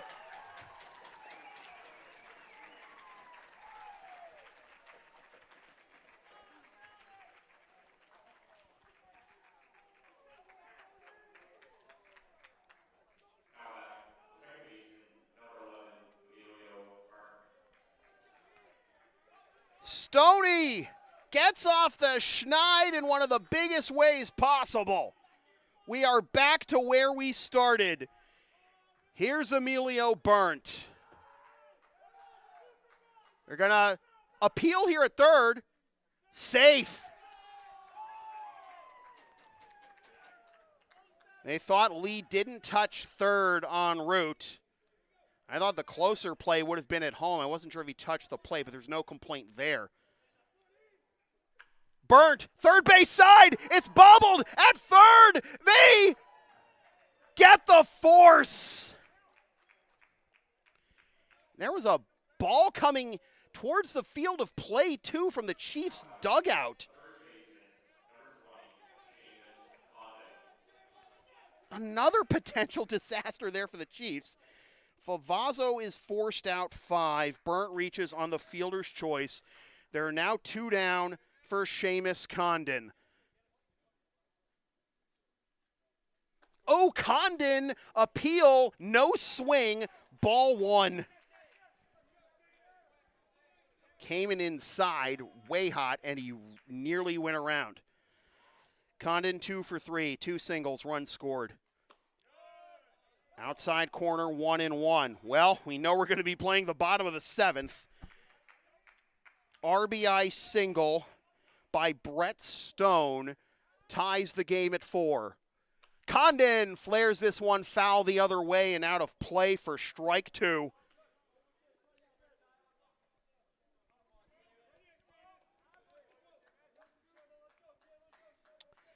Stone at second, Burnt at first. 2 down. Fly ball, right center field. It is down for extra bases and a Bulldogs lead. 6-4.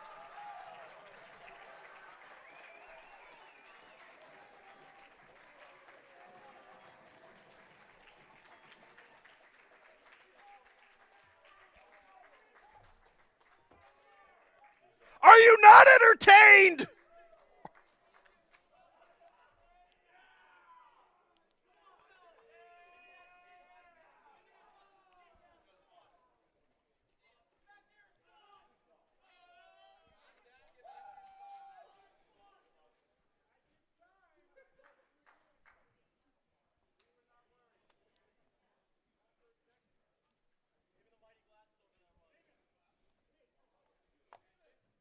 Pitching change coming to you from Frazier Field.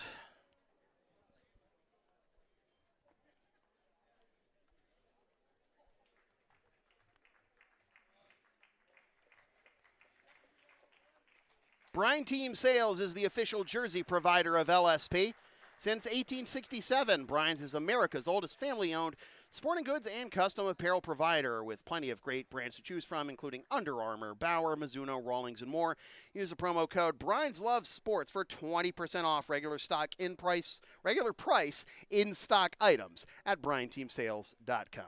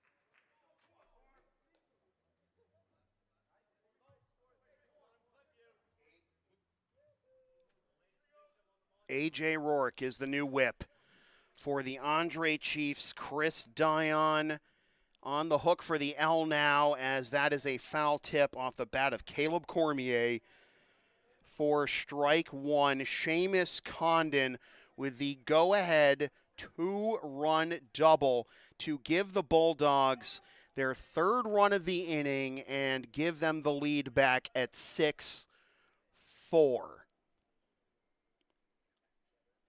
Cormier takes down and away for a ball. 1-1. It'll be interesting to see what will happen on the mound at the bottom of the 7th for the Bulldogs, because Mariana's at 70 pitches, 70 plus, after the 6th, as Cormier fouls that one off. He's behind 1-2. Never underestimate, though, the power of the Chiefs' offense. They have Bova, Brown, and Galvis due up in the bottom of the 7th. Rourke delivers the 1-2, and that'll be fouled off. Murphy grounded out to short to lead off this inning, but then it was Lee with a single, Favazzo with a single, Stone with an RBI single to tie the game. Burnt grounds into a fielder's choice that forces out Favazzo, but then Condon with the 2-run double to give the Bulldogs the lead. This is the other way and a right. The main character strikes again. Base hit. Here comes the throw to the plate. It is 7-4.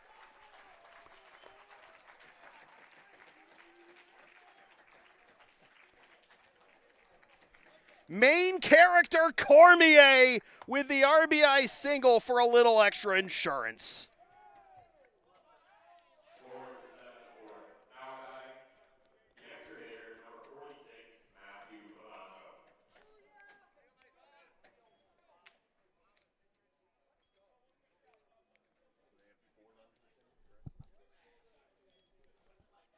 Matt Favazzo, 1 for 2, walk, single, run scored, ground out to 3rd, and that runs up and in for ball 1. A 4 spot here in the top of the 7th by the Lexington Bulldogs have flipped the script on this game. Pop up on the infield. Rodriguez loses it. It is a foul ball, though. And it is 1-1.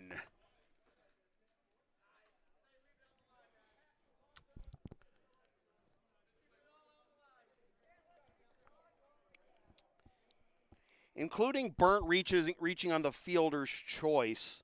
That's now 6 consecutive batters reaching base for the Bulldogs. 2 down here in the top of the 7th. The Chiefs were 2 outs away from winning this game and forcing Game 4 tomorrow night, but now they'll need to do some work to do that in the bottom of the 7th. And again, never underestimate any part of the Chiefs lineup, but a 3 spot. Oh, hang on. Umpires are going to have a company-wide meeting here. I'm not sure what's going on. A 1-2 count. And now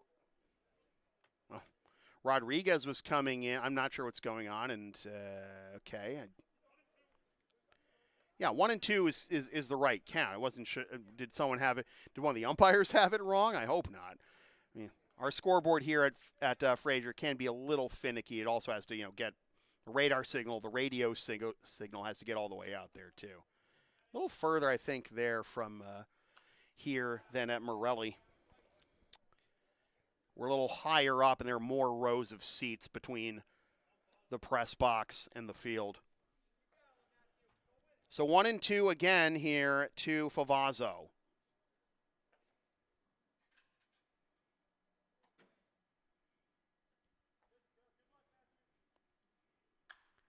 Popped up right side, foul ground, and Rodriguez has it for the out.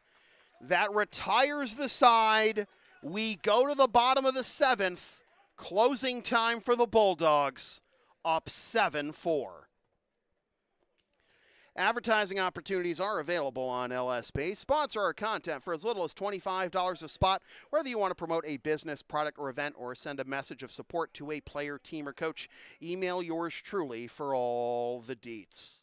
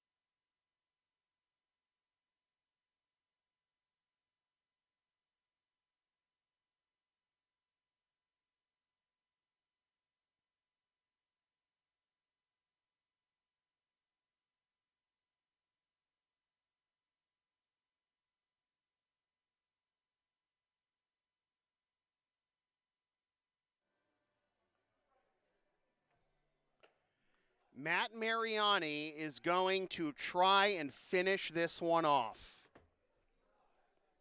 Out by shortstop, number 3, Joe Bova.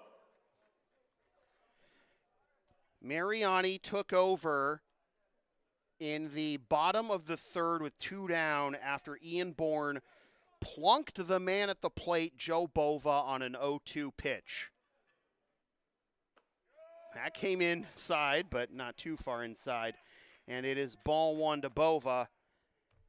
And it's been dicey, but Mariani has pitched 3 1/3 scoreless innings, allowing just 1 hit, but also 6 walks and 1 hit batsman. He's behind Bova 2-0, and if he issues a walk here, it will match his entire total from 11 2/3 innings in the regular season. That's in there for a strike. It's 2-1, and he only issued 3 walks in 7 innings in 3 appearances prior to this in this postseason. A swing and a miss by Bova, and it has gone from 2-0 to 2-2. It has also gone from the Chiefs being 2 outs away from forcing game 4 to now 2 outs away for the Bulldogs from their first ever ICL championship as Bova goes down swinging for the second time. Out by the right fielder, number 27, DJ Brown. Brown has reached base all 3 times tonight. RBI triple and a run scored in the second, and 2 walks since that point. In fact, he was Mariani's first assignment and drew the first of 6 walks. But the only stat that matters is in the run column, which the Bulldogs lead 7-4, and that nearly was snared by Mariani, but it gets up the box for a base hit. Brown has been aboard all 4 times now. 2 hits, 2 walks. And here is Roberts Galvis, who has been part of a defensive clinic on the left side of the infield by both teams. Well, really, both teams have played phenomenal defense tonight in this game. But Galvis has to get a base hit here. He's 0 for 3. He needs to get on base somehow without also making an out. He is 0 for 3 with a pop up to short, a ground out to short, and he reached on a fielder's choice in the 5th. The tying run is in the on-deck circle in the person of Nick Valdario. So he's got to get on base any way he can, and that is down and away for a ball. It is 1-1. The Lexington Bulldogs, in their 2nd consecutive trip to the ICL Championship Series, both of the previous trips ended in sweeps at the hands of the Lexington Blue Sox. Galvis takes outside, 2-1. And when I was speaking to Shane Costello after game one. He said, I asked him, you guys definitely aren't just happy to be here and just be happy to get one win. You want to win the whole thing. For a team that has had some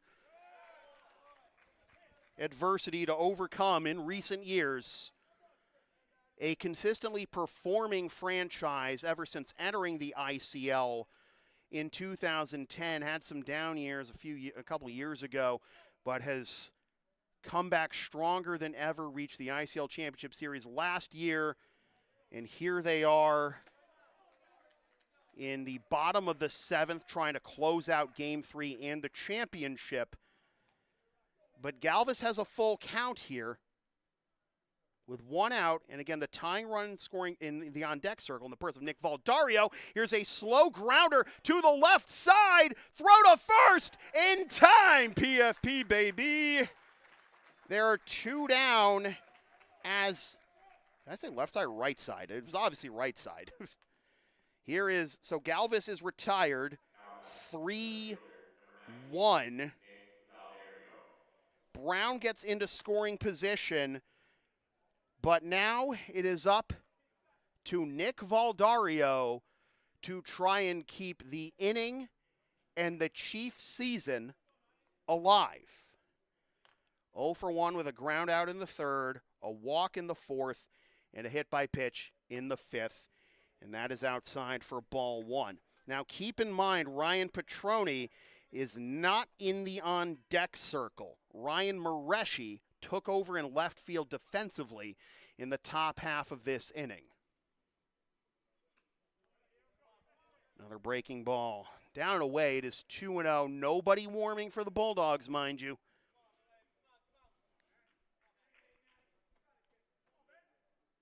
Mariani comes set. Outside corner of the fastball, 2-1. A heartbreaking end to the night for Chris Dion, who was dialed in for 6 and a third, but then things started to unravel after Jack Lee got the single with one out. Pop up, right side, foul ground, but it gets out of play. I had to get that on camera just in case it was caught, but it was not. It goes out of play, but it is strike two, and it is 2-2 to Nick Valdario.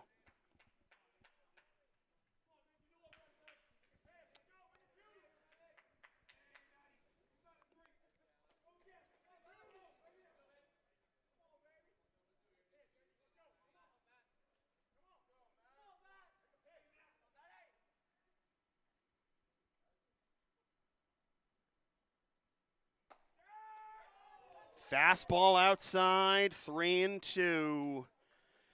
Yeah, we got to reach into the opposite-handed batter's box to catch that one. That's no way there's a strike. Can Valdario get on base to bring the tying run to the plate? Payoff pitch. Down and away. The seventh walk of the night by Matt Mariani. The second walk drawn by Valdario turns the lineup over for Mareshi.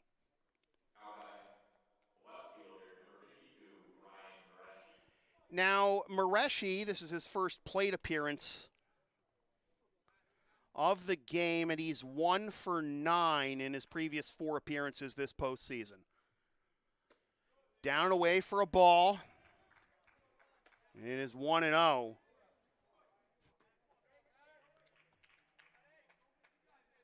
One for 9 with a walk is Mareshi's one hit. Came in game 1 of this series.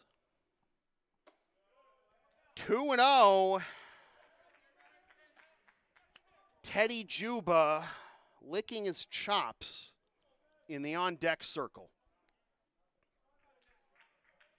2-0 with Brown at second and Valdario at first. Fastball. Oh, that missed. It is 3-0.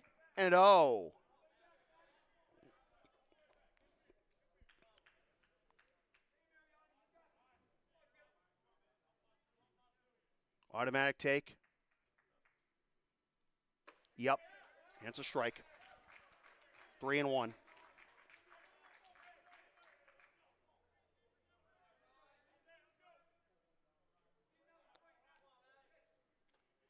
Infield back. Outfield straight away. Liner down the third base line and foul. So once again to a 3-2 count. With the Chiefs down to their final out. Their final strike, in fact. But if Mareshi can get on, Teddy Juba would have a chance to be the hero, or at least make things a little closer. But right now it's Mareshi's job. After a 1-for-4 by Petroni, Mareshi, 3-2 from Mariani. Ball 4! Wow! Oh my goodness, that looked good. Eric Steinkraus not thrilled.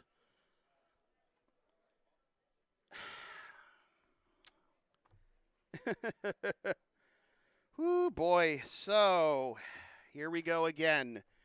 The base is loaded for the Chiefs. And one of the greatest to ever do it, stepping to the plate. But he's not going to be able to do it against Mariani, who exits to a well-deserved round of applause from the Bulldogs faithful. And we have a pitching change coming to you from Frazier Field. The LSP store is open. Get yourself one of several different designs of stickers, shirts, or other merch, including some stuff with my dog, Tina the Long Arena, on it, and some words I've probably said on this here YouTube channel over the years. Scan the QR code now to buy.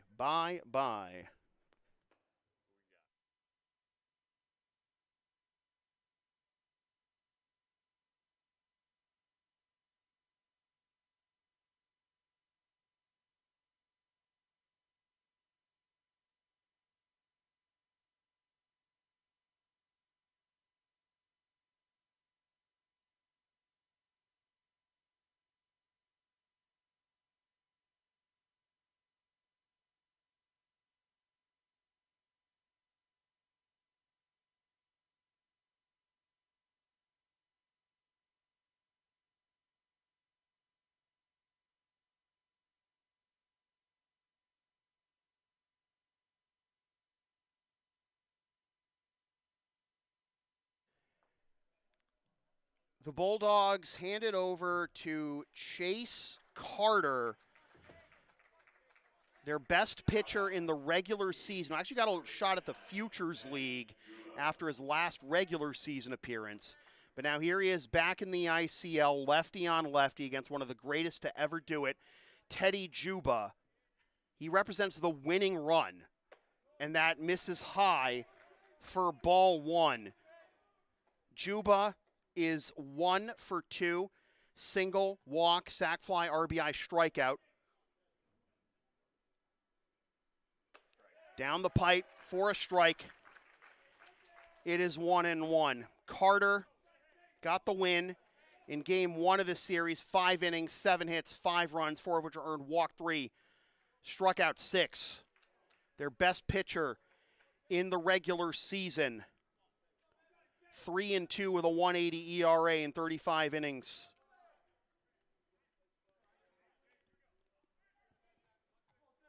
One of his 2 losses, though, was to the Chiefs.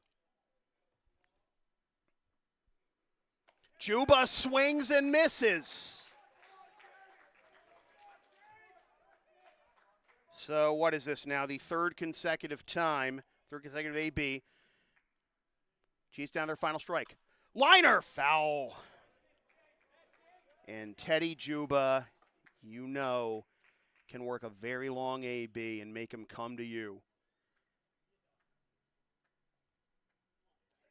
Carter winds and delivers.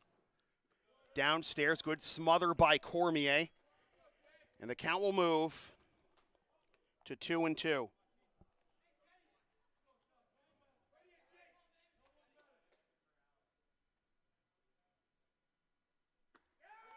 Strike! 3! Called! They got that dog in them! The Lexington Bulldogs for the first time ever, our Intercity League champions.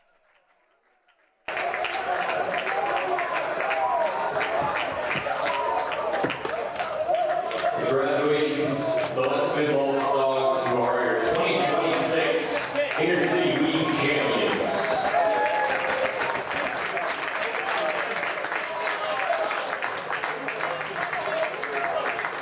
They win this best of 5 series, 3 games to none. The final score tonight, 7-4. Thank you all for coming out. And please drive home safe.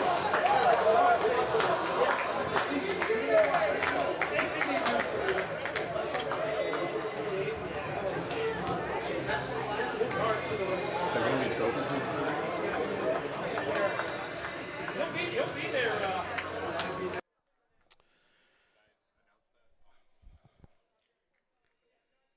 Chase Carter gets the save. The 1-out save, catching Teddy Juba looking. And the Lexington Bulldogs, for the first time in their 17-year history, are Intercity League champions. Only the third first-time champions in the last 20 years. A league that has been dominated by the team that defeated them in their first 2 trips, and the team that they defeat. Third time's a charm. The Andre Chiefs had to fight to get back to the postseason after a disappointing finish last year in which they did not even make it, lost out on the very last day.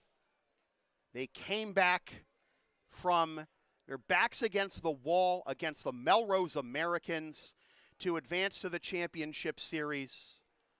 But the Lexington Bulldogs were also had their backs against the wall against Rick DeAngelis' squad. Rick DeAngelis, part of the trophy presentation right now with Eric Steinkraus at home plate. And they came back, did the Bulldogs, and really, it got dicey at times in this one and certainly in game 2 for the Bulldogs. But in the end, with the way they were able to finish off their victories, is just clear. They were the better team all postseason. The Bulldogs they played 2 elimination games. They played 3 elimination games. The 1-game playoff versus Stoneham, and the 2 games with their backs against the wall against the Blue Sox, and then ended up sweeping this ICL championship series. Eric Steinkraus, Brett Stone, Shane Costello, Caleb Cormier, Matt Mariani, Chase Carter, everyone on the Bulldogs roster. And give some credit to Nana Adu for speaking the comeback into existence in the chat on Friday night. And the Lexington Bulldogs win 7-4 with a 4-run rally in the top of the 7th down to their final 2 outs, and leave the Chiefs with the bases loaded and nothing to show for it in the bottom of the 7th, and Chase Carter ringing up one of the greatest to ever do it, Teddy Juba, for the final out. Congratulations to the Lexington Bulldogs. They earned this. They deserve this. And boy, are they a fun group to watch. They're a fun group to listen to, too. Other teams I talk about, especially the Blue Sox being around them all these years, much more business-like in the dugout. But these guys play hard. They play to win, but they also play to have fun. And it can't get any sweeter when a team that so thoroughly, visibly enjoys playing baseball reaches the top of the mountain.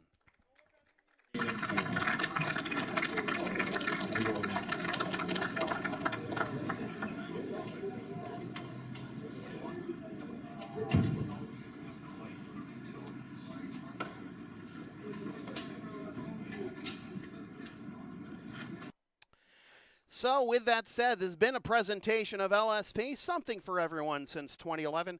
Copyright 2026, unauthorized redistribution of any portion of this broadcast without the express written permission of LSP or the Intercity League is strictly prohibited. A reminder that if you'd like to support future LSP content, you can do so by buying shipping shields using the links and codes on the screen or in the description. Use promo code BriansLovesSports for 20% off regular price in-stock items at BrianTeamSales.com. Sponsor future content straight up for as little as $25 a spot. Buy some of this fabulous merchandise from the LSP Spring Store. Hire us to work your next live event or anything else we can do for you on any given day. And, of course, if you are down with the sound called LSP, Linktree, Facebook, YouTube, don't forget to subscribe. Flash the subscribe button. Membership's also available for $5 a month. PayPal and Creator Spring LSP 37.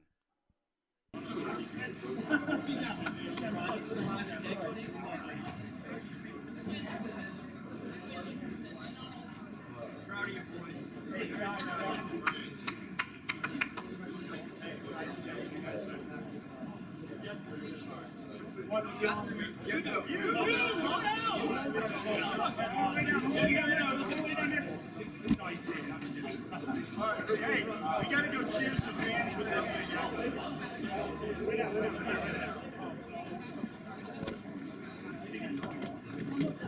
Y'all should turn it this way for the home audience too. Thank you.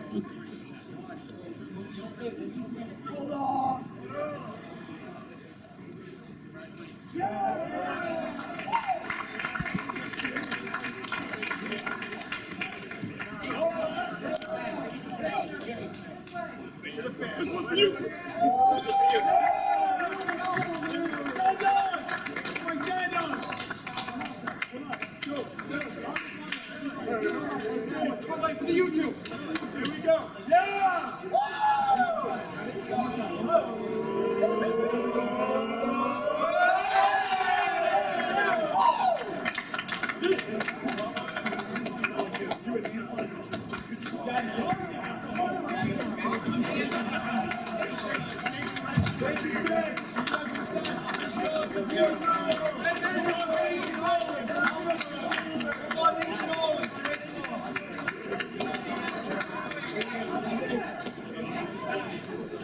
Once again, the final score from Frazier Field in Lynn, Mass. It is the Lexington Bulldogs 7 and the Andre Chiefs 4. The Lexington Bulldogs sweep the 2026 Intercity League Championship Series 3-0 and win their first ever ICL title.